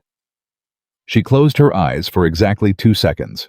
I'll handle the documentation, she said. I'll have a complete briefing ready for Adrian by end of day. She worked for 4 hours without stopping. She pulled every financial record, every communication thread, every internal memo associated with each of the 3 decision points the board had identified. She built a timeline. She constructed the narrative Marcus had described, not defensively, not spin, but accurately, with the same precision she brought to everything, arranging the facts in the order that told the true story rather than the convenient one. When Adrian came out of his 11 o'clock call, she was standing outside his office door with a folder. We need to talk, she said. He read her expression. Conference room. They went to the conference room.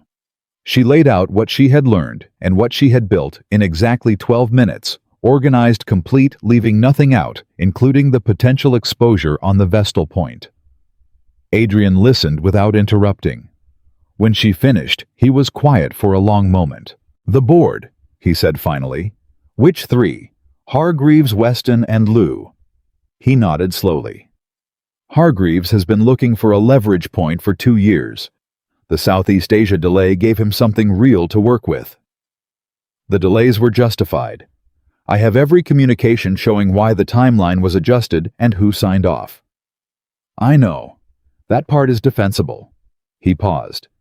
The Vestal item is also defensible, she said. If we're transparent about the sequence, the meeting was requested on personal grounds. I passed the relevant professional context to you before any commitment was discussed, and the review was initiated through normal financial due diligence channels. He looked at her. You passed the context to me. Yes. Which means your name is in the sequence. She had known this was coming. Yes. Sophia. His voice had changed. If the board examines that sequence closely, and they see that my executive secretary received intelligence about a meeting participant from a senior operations director and passed it to me mid-meeting, they may characterize that as appropriate professional judgment, she said firmly, which is what it was. Or inappropriate access to sensitive internal communications. Marcus told me voluntarily. The information was relevant. I made a judgment call. She met his gaze directly. I would make the same call again. It puts you in a position. I'm already in a position, she said. I've been in a position for 7 years.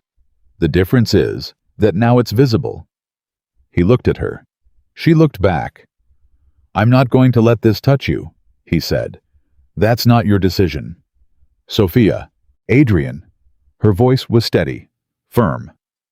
I am not a variable in your risk calculation. I am a person who made a professional decision that was correct, and I am prepared to defend it. You do not get to manage my exposure without my consent." He was quiet. "I need you to understand something," she said. "The thing I'm most afraid of in all of this, not the board, not the inquiry, not any of the professional risk, is you making decisions about my situation without including me in them.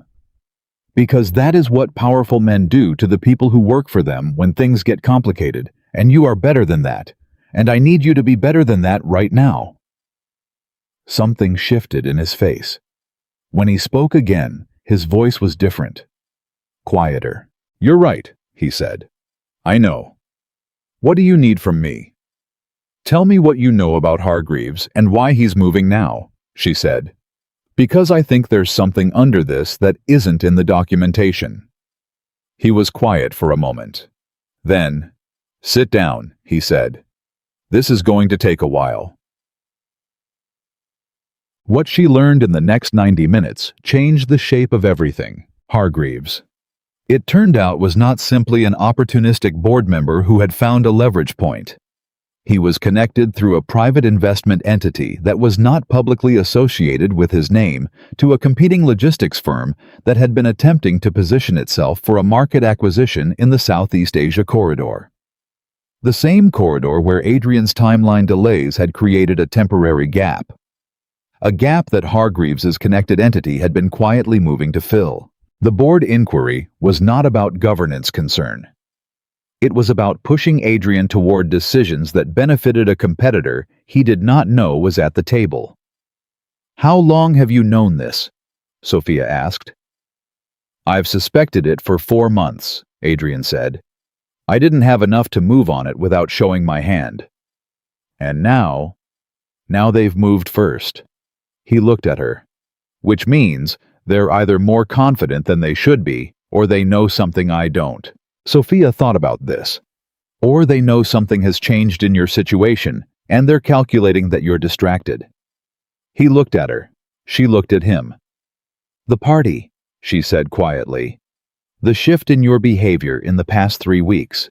Anyone paying close attention would notice. And Hargreaves pays close attention. You think he's connecting my personal situation to a professional vulnerability. I think someone who wants to unsettle you would look for every available lever," she said. "And right now I might be one." The silence in the conference room was significant.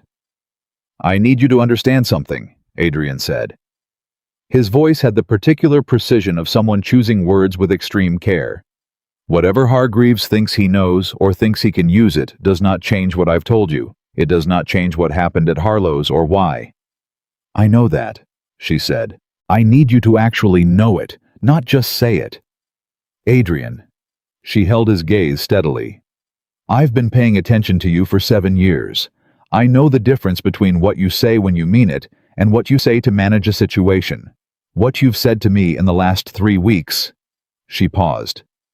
"You meant it. I know you did." He exhaled slowly. "What I need now," she said, "is to figure out how to build the board presentation in a way that addresses the governance questions, exposes the conflict in Hargreaves' position, and does not in any way suggest that your personal circumstances affected your professional judgment." "Because they didn't," he said. "Because they didn't," she agreed. The Vestal decision was made on professional grounds. The Southeast Asia delays were made on sound risk assessment. The vendor contracts from 3 years ago are easily defensible. What we need to do is frame the complete narrative before Hargreaves has the chance to frame the partial one. Adrian looked at her for a long moment.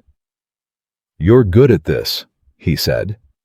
"I'm good at everything," she said. "You've known that for 7 years." And something happened then that she had not expected. Adrian Moretti laughed.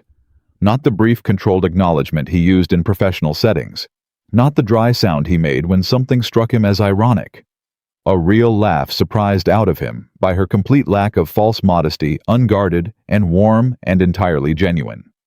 It lasted only a few seconds, but Sophia heard it and understood in the specific way that she understood things that mattered, that she had just heard something she would remember. The real one. "Let's build the presentation," he said, still with the remnant of it on his face. "Yes," she said. "Let's." They worked until 8 that night. Not alone in the way they had been alone in his office over the years, with the professional remove intact, the careful maintenance of appropriate distance. Something different this time. They worked at the same table, documents spread between them, and she reached across him twice to point at something in his materials, and he did not move away. And at 6:30, he ordered food without asking her what she wanted because he already knew. And she ate without commenting on the fact that he knew, and they built something together that was genuinely good. The presentation, when it was finished, was not a defense. It was a narrative.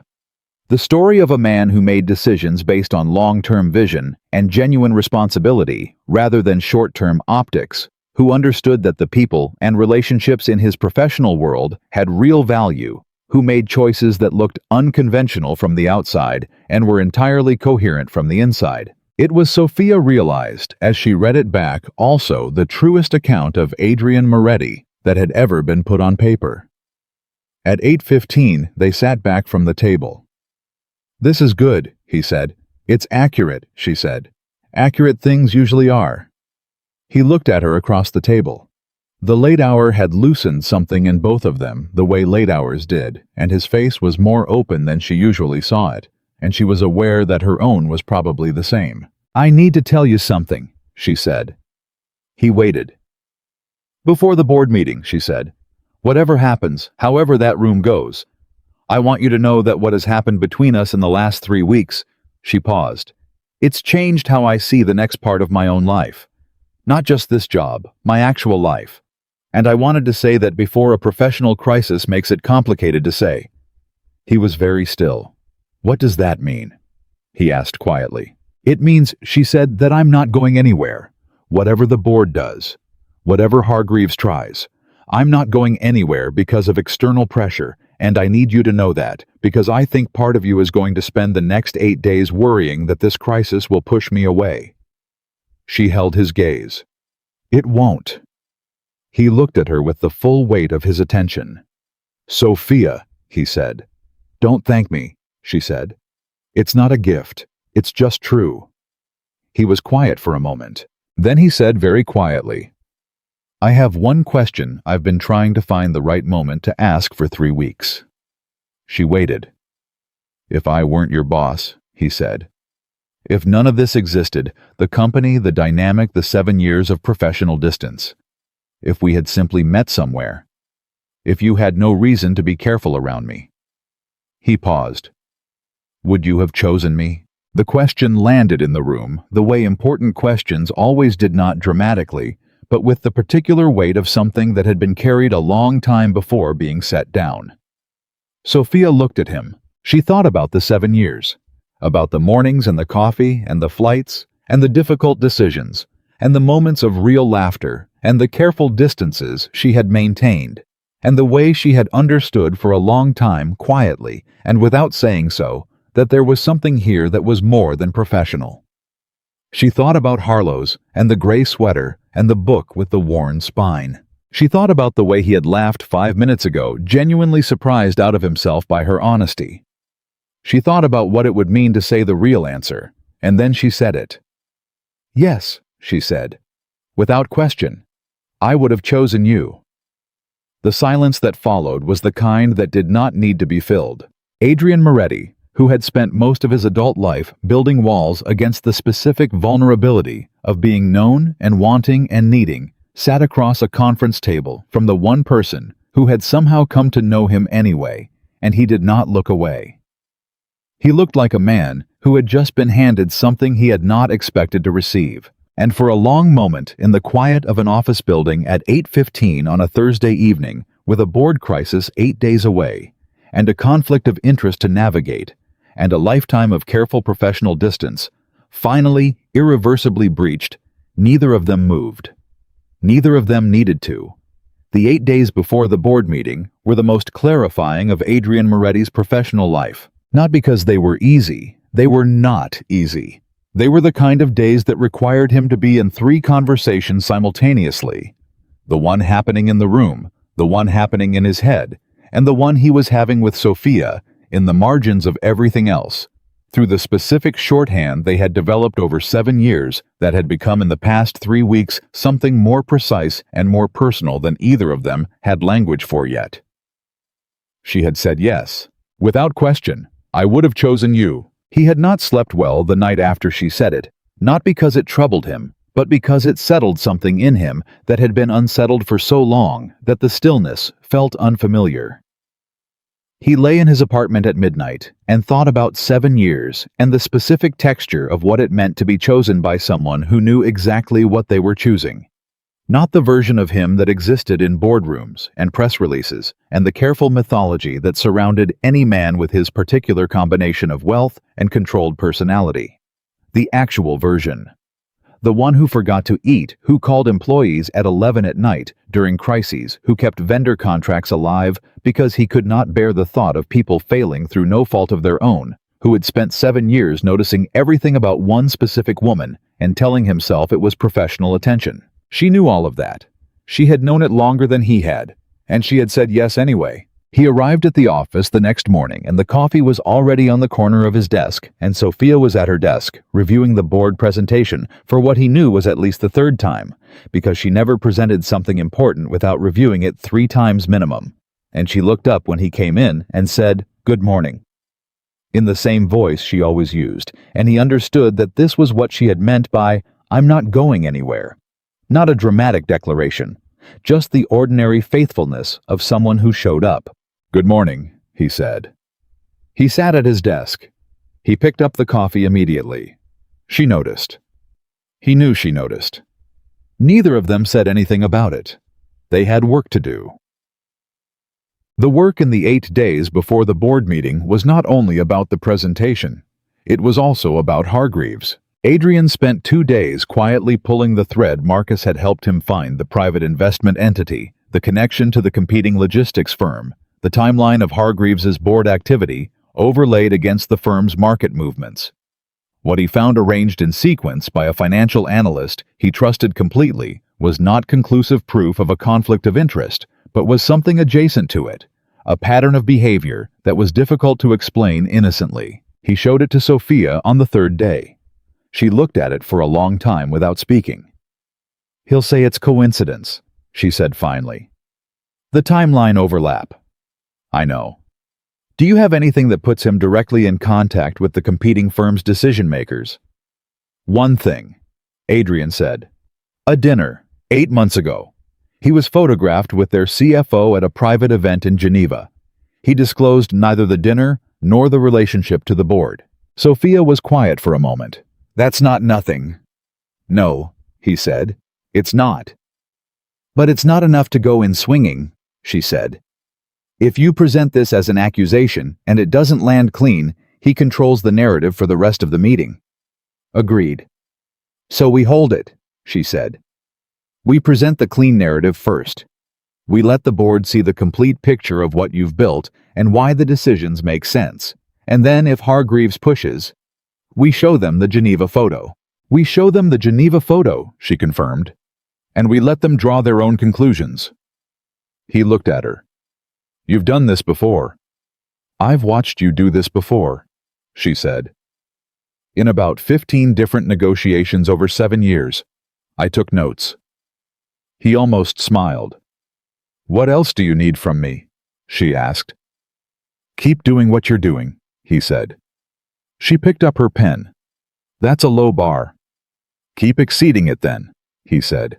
She looked at him briefly, and the thing between them that did not yet have a public name was present in the room exactly long enough to be felt. And then she was back in the document, and so was he. On the 5th day, something happened that neither of them had anticipated. One of the 3 board members who had submitted the inquiry, Elaine Liu, who had been on the board for 11 years and was widely regarded as the most independent thinker in the room, called Adrian directly. She called his personal cell. He was standing in Sophia's office doorway when it rang, and he looked at the screen and then at Sophia, and she read his expression immediately and said, "Take it." So he stepped into the hallway. The call lasted 9 minutes. When he came back, he sat in the chair across from her desk, the client chair, the honest chair, the chair that had become theirs for difficult conversations, and said, "Lou didn't initiate the inquiry." Sophia went still. "What?" "She co-signed it," he said, "because Hargreaves brought it to her with what she described as a compelling preliminary case, and she believed the board had a responsibility to review. But she did not originate it." He paused. "She called because, in her words, she has spent the past week reviewing the underlying documentation, and she is no longer certain the inquiry is what she was told it was." "She's telling you this in advance of the meeting?" "Yes." "Why?" He was quiet for a moment. "Because she said, and I'm quoting her, that she has sat on boards with men who used governance processes as personal leverage, and she did not join this board to be someone's instrument." Sophia looked at him. "Elaine Liu is going to be your ally in that room." "Possibly," he said carefully. "She's not promising anything. She's telling me she has questions about Hargreaves's motivations, and she's going to ask them." "That's enough," Sophia said. "That's all you need. One credible voice in that room asking the right question at the right moment. And if Hargreaves moves before she can, then we move first," Sophia said. "We don't wait for him to frame the Vestal item. We address it in the opening narrative completely and transparently, and we show the board exactly what happened and why every step of it was appropriate." She paused. "Hargreaves can't use something against you if you've already explained it to the room." Adrian looked at her for a moment. "You know," he said, "if you ever wanted to run a company, you could." "I know," she said without missing a beat. "I'm very particular about which ones interest me." He held her gaze for a half-second longer than necessary. Then, "Let's update the presentation." The night before the board meeting, Sophia stayed at the office until 9:30. Not because she needed to. The presentation was complete. The documentation was organized. Every possible question the board might ask had been anticipated and answered in the supporting materials. There was nothing left to do professionally. She stayed because leaving felt wrong. At 8:45, Adrian came out of his office with his jacket over his arm and found her still at her desk. "Go home," he said. "I'm finishing something." "You're not finishing something," he said. "You're sitting here because you're worried." She looked up. "I'm not worried. I'm thorough." "Sophia." She paused. "Fine. I'm a little worried." He sat on the edge of her desk, which he had never done before, and she tilted her head back slightly to look at him from the new angle, and he looked back at her with the particular expression she was learning to read as the undefended version of him. "Tell me what's worrying you," he said. "The thing I can't control," she said honestly. "I can prepare every document, anticipate every question, build the best possible case. But what happens in that room tomorrow depends on 12 people and their individual calculations, and I can't predict all of them." She paused. "It worries me because what's at stake is not just the company." He was quiet. "It's you," she said simply. "What's at stake for you personally, and I—" She stopped. "And you care about that," he said. "Yes," she said. "I care about that." He looked at her for a moment. "The outcome tomorrow," he said, "will not change what's happened between us. I want you to know that. Whatever the board decides to proceed with inquiry, to close it, to challenge the leadership, any outcome, I will not make a decision about us based on professional pressure." "I know," she said. "Do you actually know it?" She looked at him steadily. "You told me 6 weeks ago that your first response to Natalie Cross's call was to want to tell me about it. That's not a man who uses people as variables." "I've been a man who used people as variables before," he said quietly. "I want you to know I'm aware of that." "I know that too," she said. "And I know you're aware of it. That's part of how I know you're not doing it now." He held her gaze. "Go home," she said softly. "Get some sleep. Tomorrow is going to require you to be fully present, and you function better on at least 5 hours. I function fine on 3. You function adequately on 3. There's a difference." He was quiet for a moment. Then, "Thank you for all of this. Everything you've built this week." "Don't thank me yet," she said. "Thank me when it works." "It's going to work," he said, "because you built it." He stood, put on his jacket, looked at her one more time with the expression she was still learning to read completely, and walked to the elevator. Sophia sat at her desk for a few minutes after the elevator doors closed. She thought about 12 people in a room, about Hargreaves and his Geneva dinner, and his private investment entity, and the particular coldness of someone who used governance as a weapon. About Elaine Liu and what it meant that she had called. She thought about Adrian in his apartment not sleeping. She thought about the word she had said yes without question, and what it was going to mean when tomorrow was over, and they were no longer in the middle of a crisis, but simply in the middle of a thing they had not yet named. She turned off her desk lamp and went home.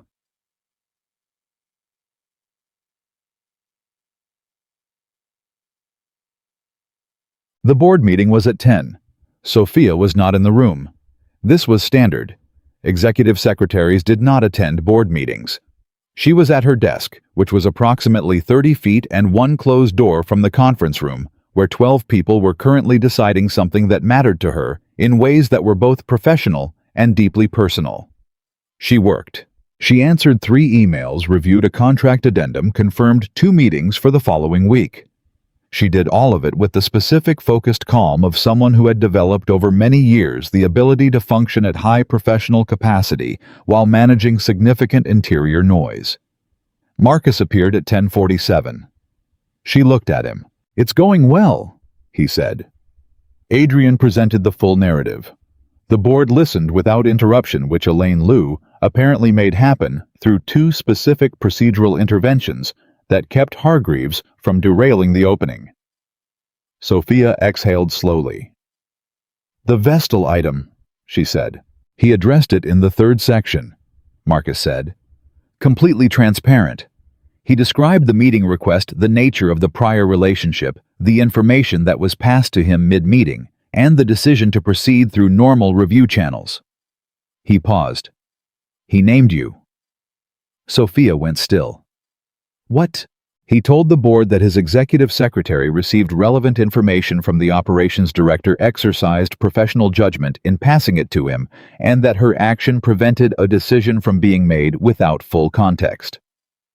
Marcus looked at her directly. He described it as an example of exactly the kind of institutional integrity that protects the company. She was quiet for a moment. "He didn't have to do that," she said.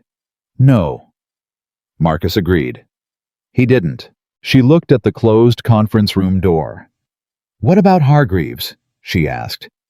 "He's been quiet," Marcus said, "which is either very good or very bad." "What's your read?" Marcus thought for a moment. He came in expecting to drive the narrative, and instead he's been listening to Adrian drive it for 50 minutes. That's not the meeting he planned. "When does the open discussion start?"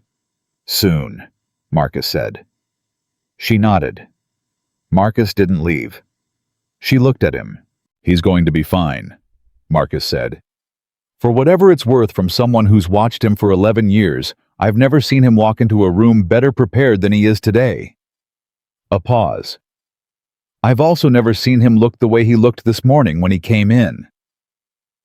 "How did he look?" she asked quietly. "Like a man who has something worth fighting for," Marcus said. "That's different from fighting for survival. People fight harder when it's not just themselves." He walked back toward his office. Sophia turned to her screen. She thought about what Marcus had said. Something worth fighting for. The closed conference room door opened at 12:51.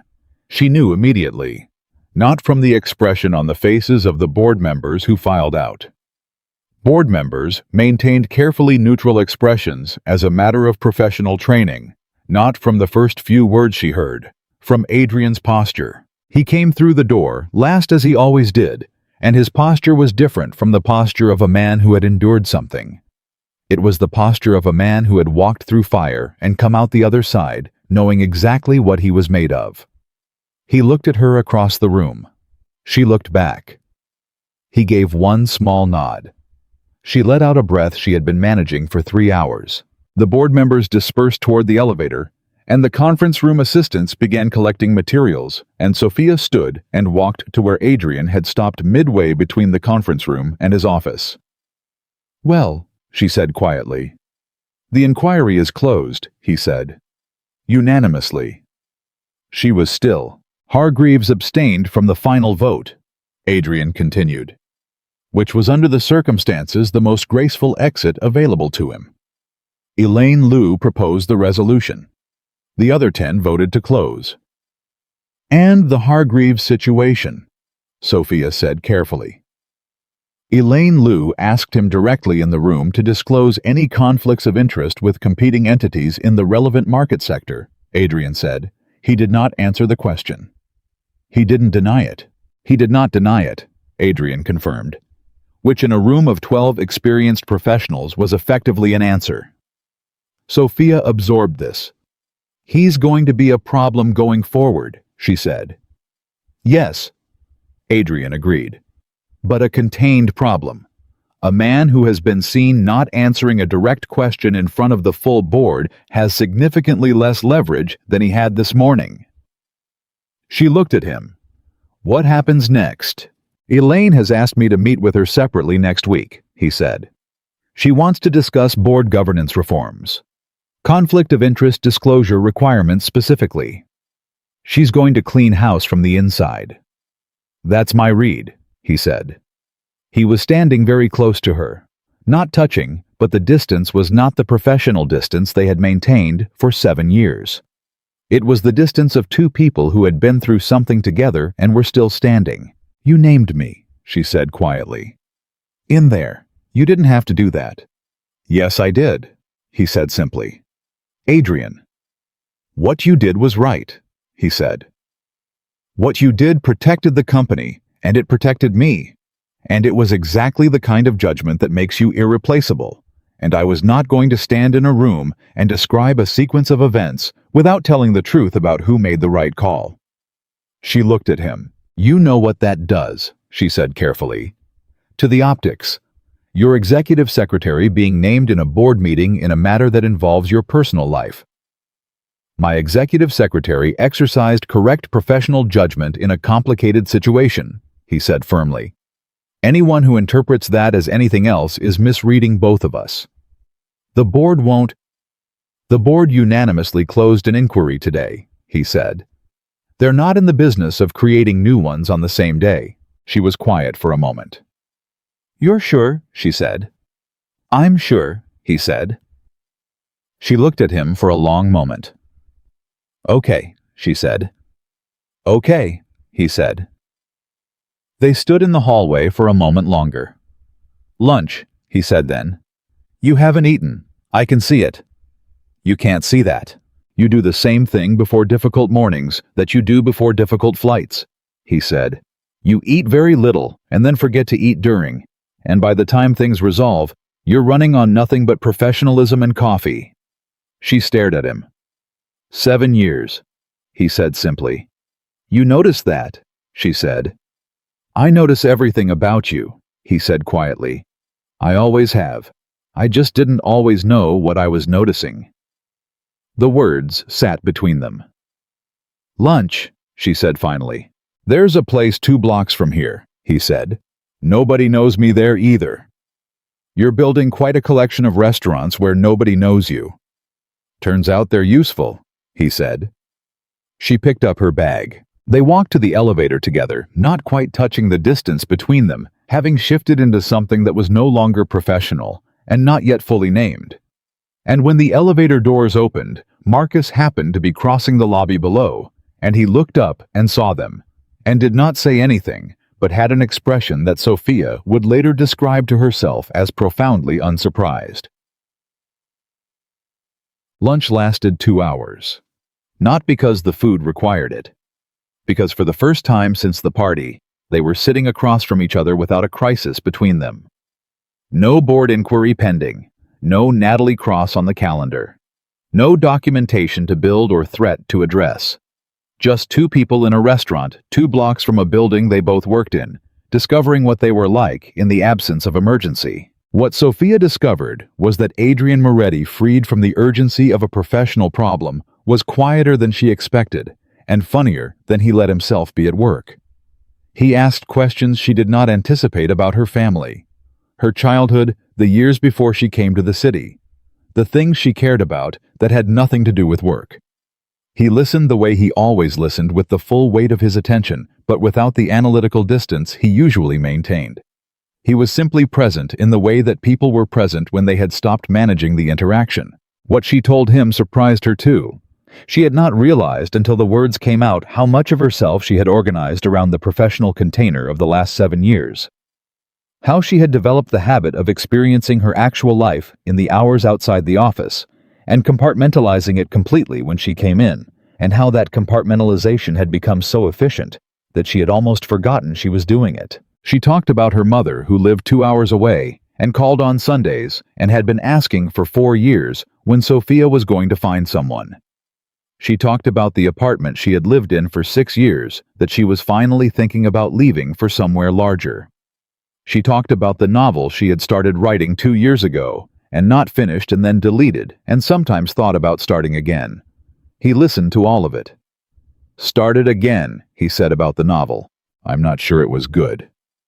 "How do you know you deleted it?" "I read it before I deleted it." "You're not an objective reader of your own work." She looked at him. "Have you ever read anything I've written? Professionally, I mean." "Every document you've ever produced," he said. "And you write the way you think," he said, "which is clearly and precisely and without wasted words, and you have a specific kind of intelligence that knows exactly which detail to include to make a complex thing simple." He paused. "I imagine that would translate." She looked at him. "What?" he said. "You've thought about how I write," she said. "I told you. I notice things." "Adrian." She set down her glass.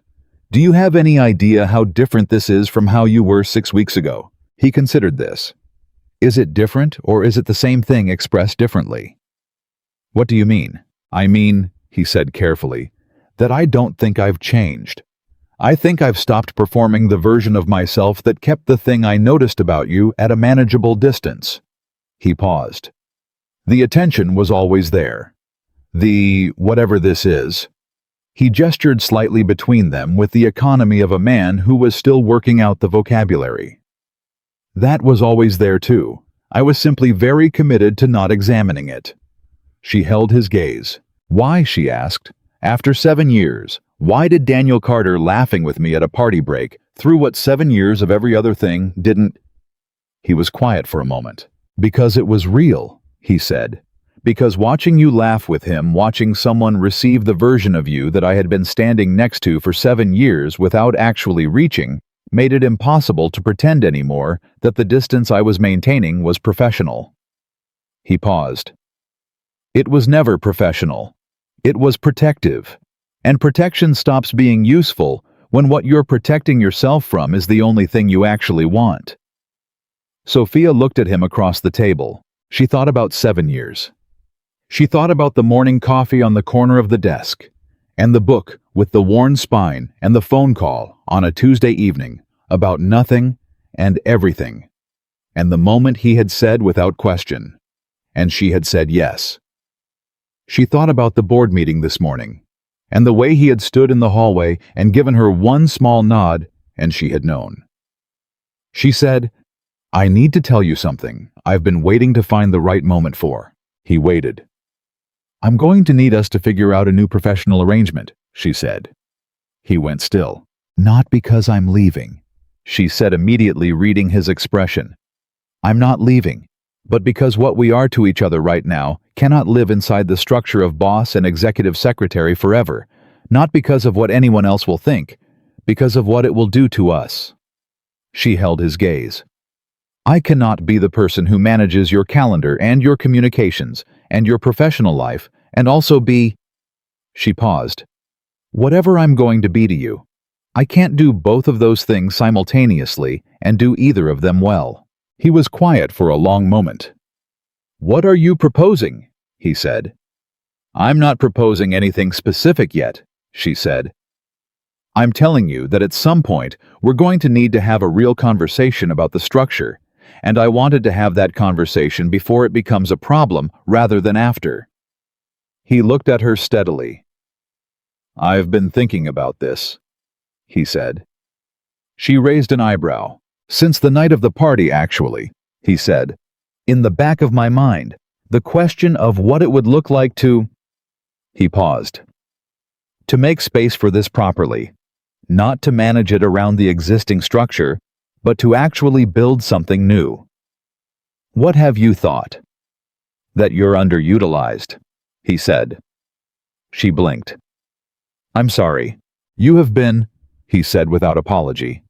For 7 years, you've been doing a job that required approximately 60% of your actual capacity, and you've been doing it brilliantly, and I've been benefiting from the other 40% in the form of everything that's not technically in your job description. He looked at her directly. What you did this week, the board presentation, the Hargreaves analysis, the strategic framing, that's not executive secretary work. That's executive work. Sophia looked at him. I want to create a role, he said. Chief of Staff. Real authority, real scope. Your name on the organizational chart at a level that matches what you actually do. He paused. Separate budget authority. Separate reporting line from your position to the board. Fully independent from my personal influence. She was very still. That's not a small thing, she said. No. He agreed. It's not. If we... She stopped. If what's happening between us becomes real, it is real, he said quietly.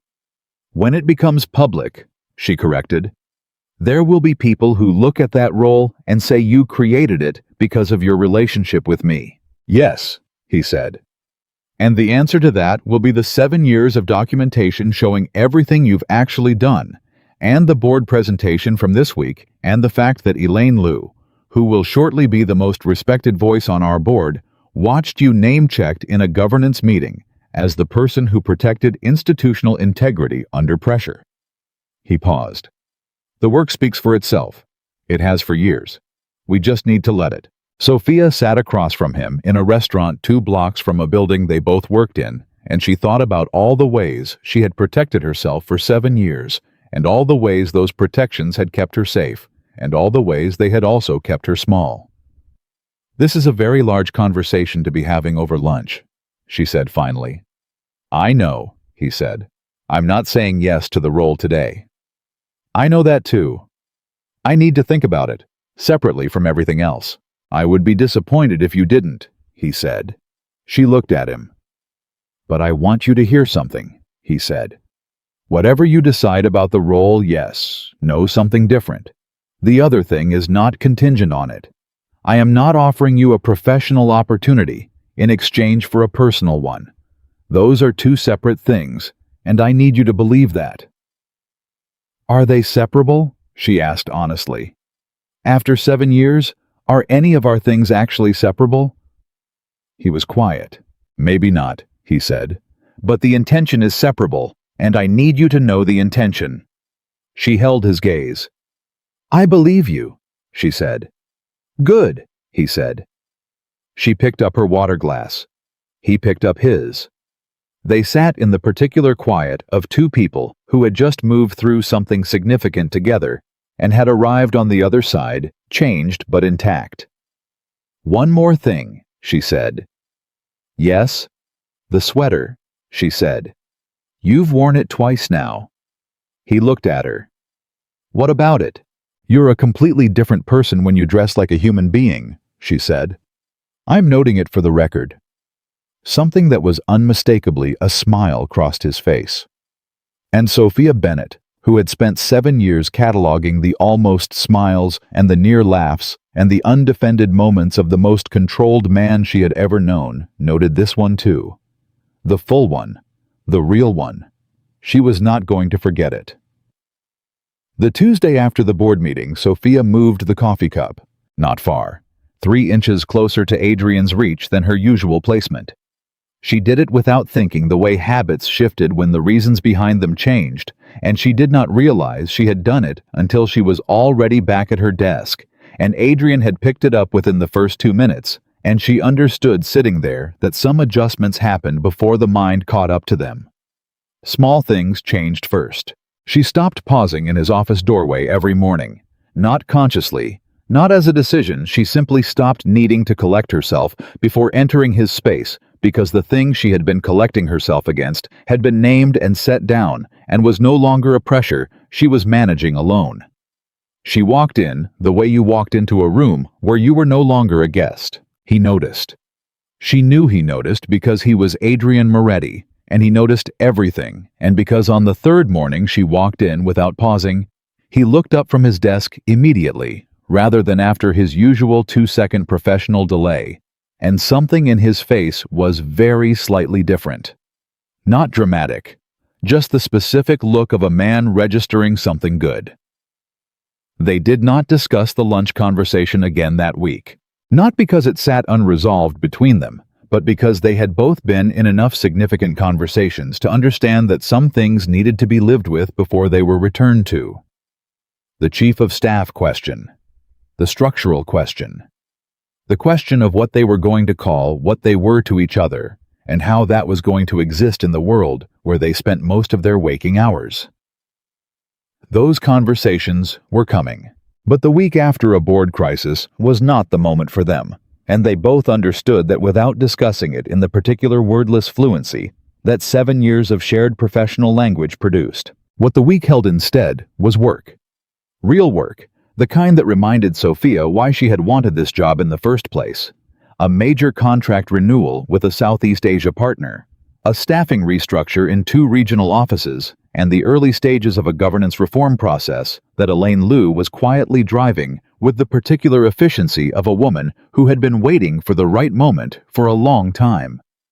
Sophia was in every meeting that mattered, not as the person who managed the logistics of Adrian's presence in the room, as the person whose read on the situation Adrian actually wanted before he walked in, and whose follow-up assessment he asked for afterward, and whose instinct about the Elaine Liu relationship he trusted enough to let her handle 3 of the 6 preparatory conversations directly. On Friday afternoon, Elaine Liu called Sophia instead of Adrian. "I wanted to thank you," Elaine said. "For what specifically?" Sophia asked. "For the board presentation," Elaine said. "I've been on boards long enough to know when a narrative has been built by one mind. That presentation had your fingerprints on it, the structural logic, the sequence, the way the Vestal item was positioned." A pause. "I want you to know that what you did, the call you made mid-meeting, that was the right call. It was the kind of institutional integrity I would like to see formally recognized." Sophia was quiet for a moment. "Ms. Liu," she said carefully, "I appreciate that. I'm raising the Chief of Staff question in my governance reform proposal," Elaine said. "Not at Adrian's request, at mine. The company needs that role to exist as an independent structural position, and the person best suited to it has been sitting 30 feet from the CEO for 7 years without the title or authority to match." A beat. "I thought you should know before the proposal goes to the board." Sophia held the phone and said nothing for 3 seconds. "Thank you," she said. "You don't need to thank me," Elaine said. "I'm not doing you a favor. I'm correcting an organizational gap." She paused. "There is a difference." The call ended. Sophia set the phone down. She sat for a moment with the particular feeling of something she had been carrying for a long time, becoming without announcement lighter. Then she stood up, walked to Adrian's office and opened the door without knocking, something she had never done in 7 years and did now without thinking about it. He looked up. "Elaine Liu just called me," she said. He read her face. "What did she say?" Sophia told him. He listened without interrupting his expression, moving through something she was still learning to read in its full range. Not surprise exactly, because Adrian rarely showed complete surprise, but something underneath surprise. Something that looked like a man receiving confirmation of something he had quietly hoped for, but had not allowed himself to expect. When she finished, he was quiet for a moment. She's right, he said. The organizational gap is real. I know. And she's right that it's being corrected, not created. He looked at her directly. This changes your decision timeline. Yes, she said. It does. Does it change the decision? Sophia looked at him across his desk. She thought about what Elaine Liu had said. Not a favor. A correction. The difference between being given something and being acknowledged for something already there. Yes, she said. It changes the decision. He held her gaze. Yes to the role, he said. Yes to the role, she said, but on my terms. Name them, he said immediately. Independent reporting authority, she said. Separate from your direct chain. If there is ever a conflict between what's right for the company and what's comfortable for you personally, I need the structural ability to say so without it being filtered through a personal relationship. Agreed. Salary benchmarked independently, she said, not negotiated between the two of us. Market rate for the actual scope assessed by an external HR consultant. Agreed. And if we... She paused. When what's happening between us becomes something we formalize, there needs to be a review period. 30 days. Where I assess whether the role is still functioning the way it needs to. You're building in an exit, he said. I'm building in integrity, she said. There's a difference. He was quiet for a half second. Then, agreed, he said. All of it. She looked at him. You didn't negotiate, she said. No. Those terms were not all easy ones. I know. Adrian, you negotiate everything. I negotiate things I'm uncertain about, he said simply. I'm not uncertain about this. The room was very quiet. Okay, she said. Okay, he said. She turned to go back to her desk. Sophia. She turned. Thank you, he said, for trusting this enough to say yes. She looked at him for a moment. Thank Elaine Liu, she said. She's the one who made it easy. But she was smiling when she said it, and he saw the smile, and she knew he saw it, and she walked back to her desk, feeling like a woman who had just signed a contract with her own future. 2 weeks later, Hargreaves resigned from the board. He did not make a statement. There was no announcement, no public explanation. He submitted his resignation on a Thursday morning, and by Thursday afternoon it had been accepted and processed. And by Friday, the governance reform proposal Elaine Liu had drafted was moving forward with one fewer obstacle. Marcus appeared at Sophia's desk within an hour of the news. He saw the writing, Marcus said. He saw the Geneva photo, Sophia said. That too. Marcus paused. Adrian didn't use it publicly. No, Sophia said. He didn't need to.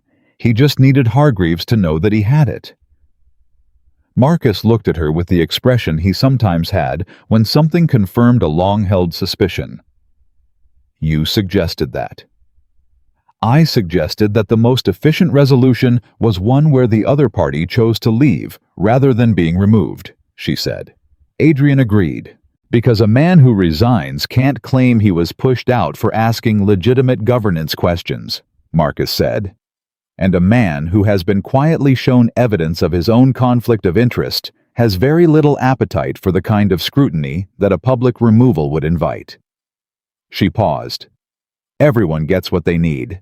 The company gets a clean board, Hargreaves gets a quiet exit, and Elaine Liu gets to build the governance framework without a hostile voice in the room. Marcus shook his head slowly. Sophia, he said. Yes. The chief of staff announcement can't come fast enough, he said. She felt it again, that specific lightness, the thing that had been heavy for a long time becoming manageable, and she said agreed, and went back to work. The announcement came on a Monday morning, 3 weeks after the board meeting. It went to the full company at 9 a.m., distributed through the internal communications channel that Sophia herself had redesigned 2 years ago for exactly this kind of company-wide message. She had not written this particular one. Adrian had, and he had sent it to her the night before and asked her to read it, and she had read it and changed exactly 4 words and handed it back to him, and he had looked at the 4 changes and said, "Better," and sent it as written. The announcement was 2 paragraphs. The first paragraph described the new chief of staff role, its scope, its authority, its position in the organizational structure, and the board-endorsed process by which it had been created. The second paragraph, named Sophia Bennett, described her 7 years with the company in terms that were accurate and specific and not remotely promotional, and stated that she would assume the role effective the 1st of the following month. Sophia was at her desk when it went out. She read it again when it arrived in her inbox, which she knew was slightly absurd since she had already read it the night before. But reading it in the official channel at 9 in the morning was different from reading a draft the night before. It was real in a different way. The kind of real that settled in the body rather than just the mind. Her phone rang 4 times in the first 20 minutes. The first call was from Terrence Burke in Seattle, who said, "I just read the announcement, and I want you to know this is the best decision this company has made since I've worked here."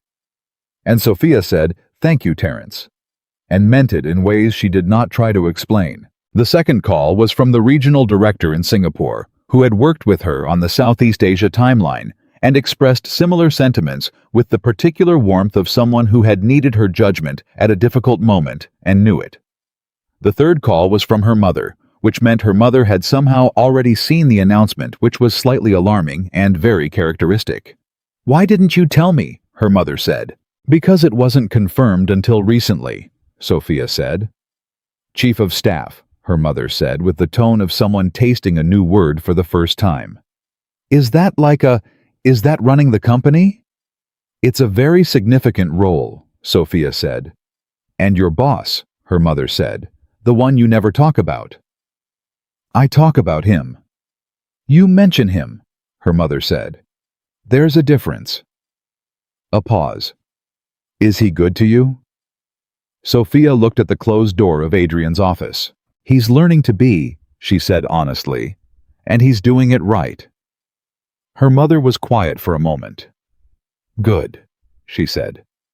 "That's what matters. Not that someone is perfect. That they're trying correctly."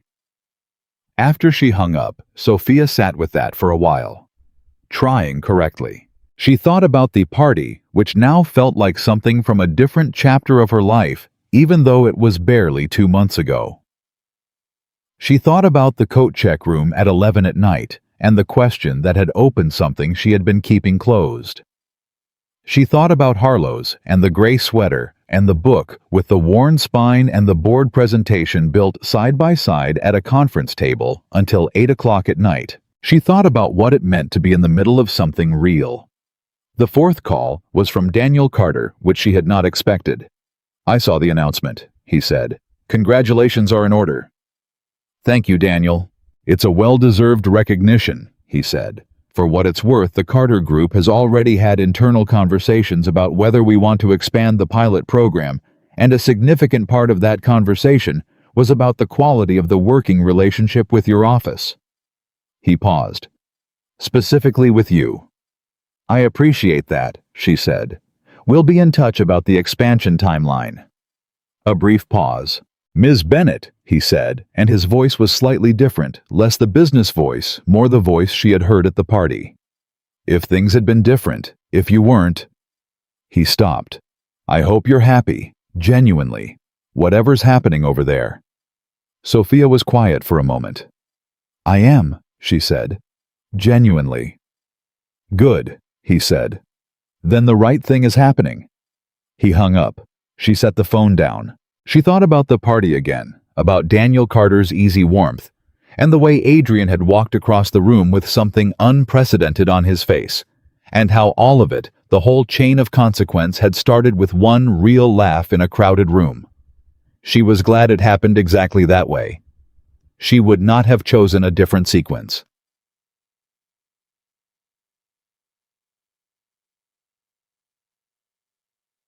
The first company gathering after the announcement was not a formal event.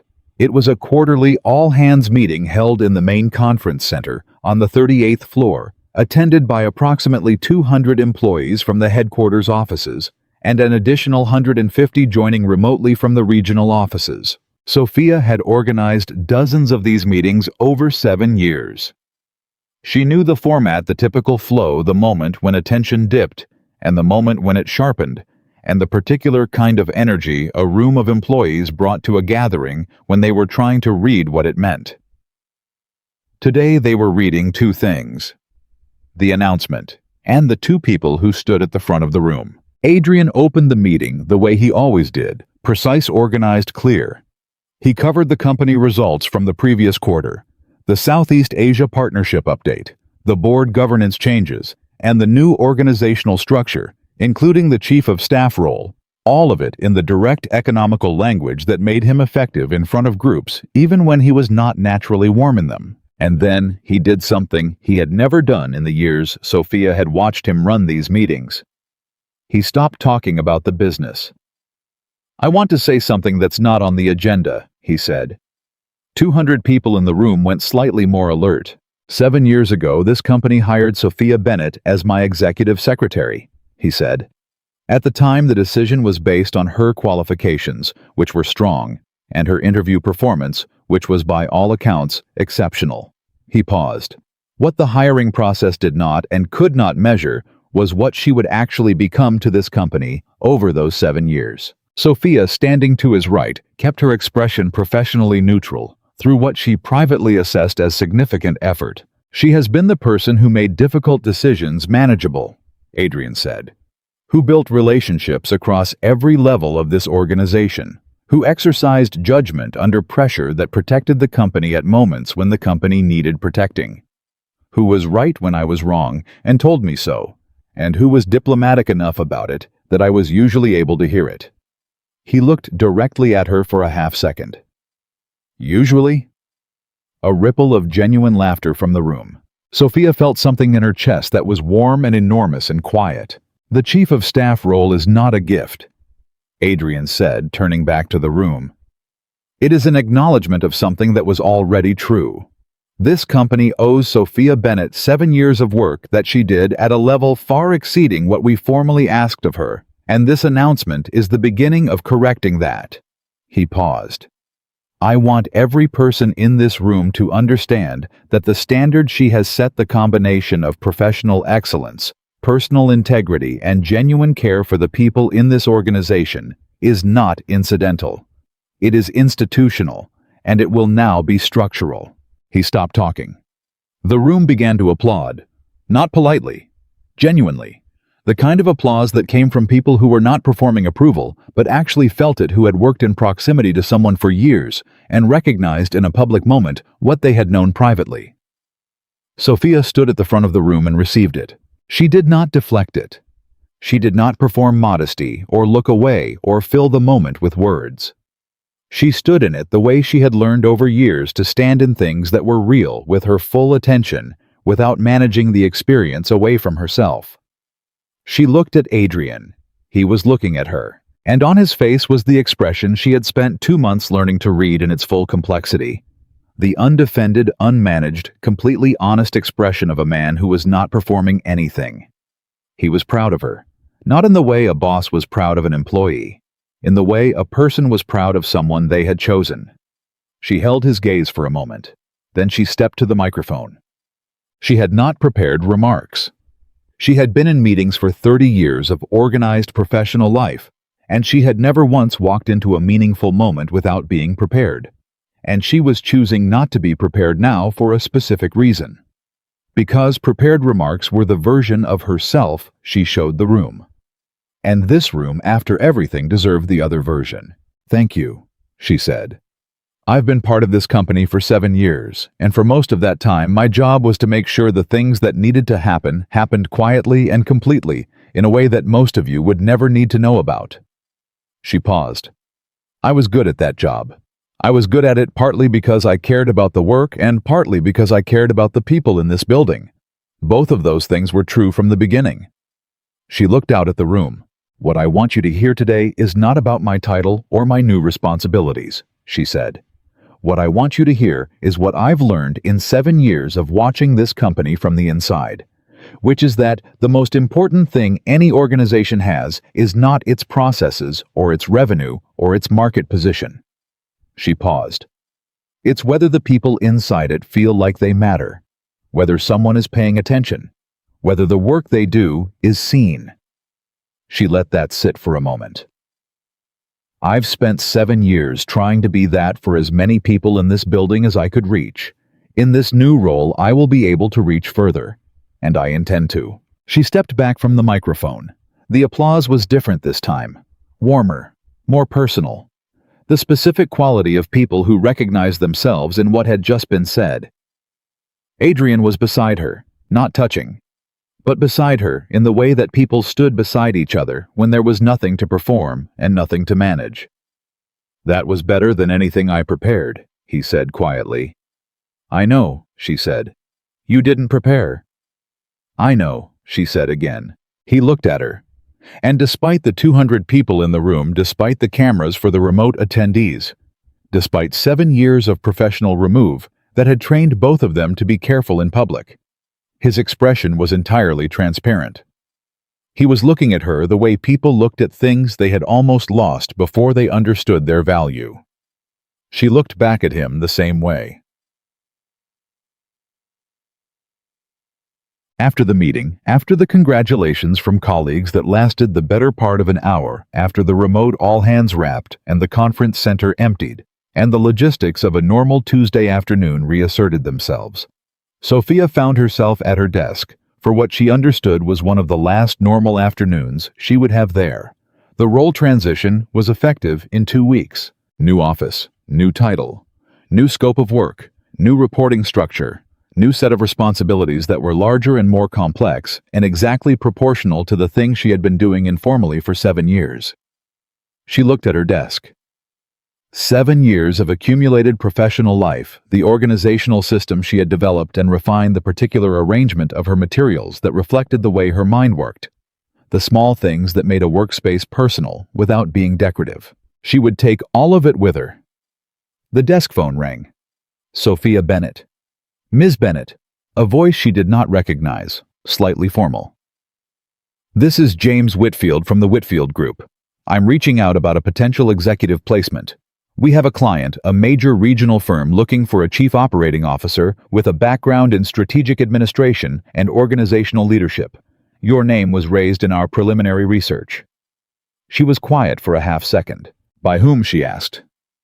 I'm not able to share that at this stage, he said. But given this morning's announcement, the timing may be coincidental. Are you open to an exploratory conversation?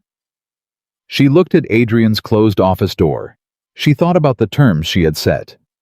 The independent reporting authority, the external salary benchmark, the 30-day review period, the structural integrity she had built into the new role before she agreed to it. She thought about the 7 years and the board meeting, and the book with the worn spine, and the moment at the front of a conference room when she had chosen to be the unprepared version of herself. She thought about Adrian standing beside her, not touching, but present, and the expression on his face. No, she said. I'm not. A brief pause. I understand. If your situation changes. It won't, she said. But thank you for calling. She hung up. She sat for a moment. Then she picked up the phone and called Adrian's extension. He picked up on the first ring. Someone just called me about a COO placement, she said. A pause. What did you tell them? No. A longer pause. Sophia. Don't, she said. I'm not telling you so you can thank me. I'm telling you because we agreed that when things happened in my professional life that were relevant to our situation, we would tell each other. She paused. I'm telling you. He was quiet for a moment. Okay, he said. Okay, she said. She could hear something in his voice that she had learned to recognize in the past 2 months, the sound of a man experiencing something he did not yet have full vocabulary for, receiving it without deflecting. Come have dinner with me tonight, he said. That's not a question, she said. No, he said. It's not. She looked at her desk. At 7 years of organized professional life, sitting in the quiet of a Tuesday afternoon. 7 o'clock, she said. And wear the sweater. He was quiet for a half second. Then he said, I have more of them now. I know, she said. I noticed. She hung up. She sat for a moment longer. She thought about the party, and the laugh, and the question that changed everything. She thought about all the things that had to crack open before the right things could grow. She thought about her mother saying, not that someone is perfect, but that they're trying correctly, and about Elaine Liu saying not a favor, but a correction, and about Daniel Carter saying, I hope you're happy genuinely, and about all the quiet ways that the people around a significant thing tried to tell you what they saw before you were ready to see it yourself. She had been ready. She had known for longer than she admitted. She opened her scheduling matrix for the last time in her current role and entered a note for the transition file, and then she closed the document and looked at the late afternoon, and felt without performance and without qualification the particular quality of peace that came not from the absence of difficulty, but from the knowledge that you were exactly where you had chosen to be. The restaurant that evening was not Harlow's. Adrian had chosen somewhere new, which she understood was intentional, not the place where they had their first honest conversation, not the place 2 blocks from the office, not any of the locations that carried the weight of what they had been working through. A new place. A beginning place. He was already there when she arrived, which she had expected. He was wearing the sweater. She sat down across from him, and the candle between them was the only light that mattered, and he looked at her the way he had been looking at her since the night of the party, when everything cracked open, but without the uncertainty that had lived in that look for 2 months. Something in it had settled, found its ground. I want to say something, he said. She waited. I have been for most of my adult life a man who was very good at managing the distance between himself and the things he wanted most, he said. I told myself it was wisdom, that it was discipline, that keeping people at the right remove was how you protected what you'd built. He paused. I was wrong, about most of it. She listened. What I was actually doing, he said, was protecting myself from the specific risk of being known, which is the one risk that I could not afford to take, I thought, because it was the one I could not control. He held her gaze directly. You are the first person in my life who made me understand that the risk of being known is not actually a risk. It's the only way anything real gets built. She was very still. I know I'm not easy, he said. You're not easy, she agreed. I know I'm still learning things I should have learned 20 years ago. Most people are, she said. I know that what I'm asking of you, what I've been asking without fully saying it, is not small. No, she said. It's not. He reached across the table. Not dramatically, not with the kind of gesture that announced itself. He simply reached across and put his hand over hers, and the warmth of it was exactly what she expected, and also completely new, and she did not move away. I want to try, he said. Not to manage this, not to optimize it or structure it or keep it at a distance I can control. I want to actually try, the real version. She looked at him. She thought about 7 years. She thought about all the ways she had been careful, and all the ways being careful had kept her intact, and also kept her from the thing she had been standing 30 feet away from for 7 years without naming. She thought about yes, without question. She turned her hand over beneath his. You already are, she said. You've been trying correctly for 2 months. I've been watching. Something moved across his face, the full version, the unguarded version, the one she had been cataloging since the first time she heard his real laugh in a conference room on a Thursday evening. Then I'll keep going, he said. Yes, she said. You will. She looked at him across the table in the candlelight of a new restaurant on a Tuesday evening, and she understood that this was not the end of something difficult, but the beginning of something real. Not a fairy tale, not a dramatic transformation, not the story of a powerful man saved by the right woman. A story about 2 people who had been standing next to something true for 7 years, and had finally, through jealousy and crisis and board meetings and worn paperback books and phone calls on Tuesday evenings, and the sound of a real laugh in a crowded room found the courage to stop pretending they didn't see it. The strongest people were not the ones who needed no one. They were the ones willing to be known by someone who had earned the right to know them. And in a restaurant on a Tuesday evening, with her hand turned over in his, and the sweater on his shoulders, and 7 years of ordinary mornings finally completely rewritten, Sophia Bennett and Adrian Moretti chose each other, not because circumstance required it, not because power arranged it, but because they had looked clearly at all of it, the cost and the risk, and the history and the weight, and decided that what was real between them was worth more than any distance either of them had ever built to keep it away. That was the only choice that had ever mattered, and they made it freely.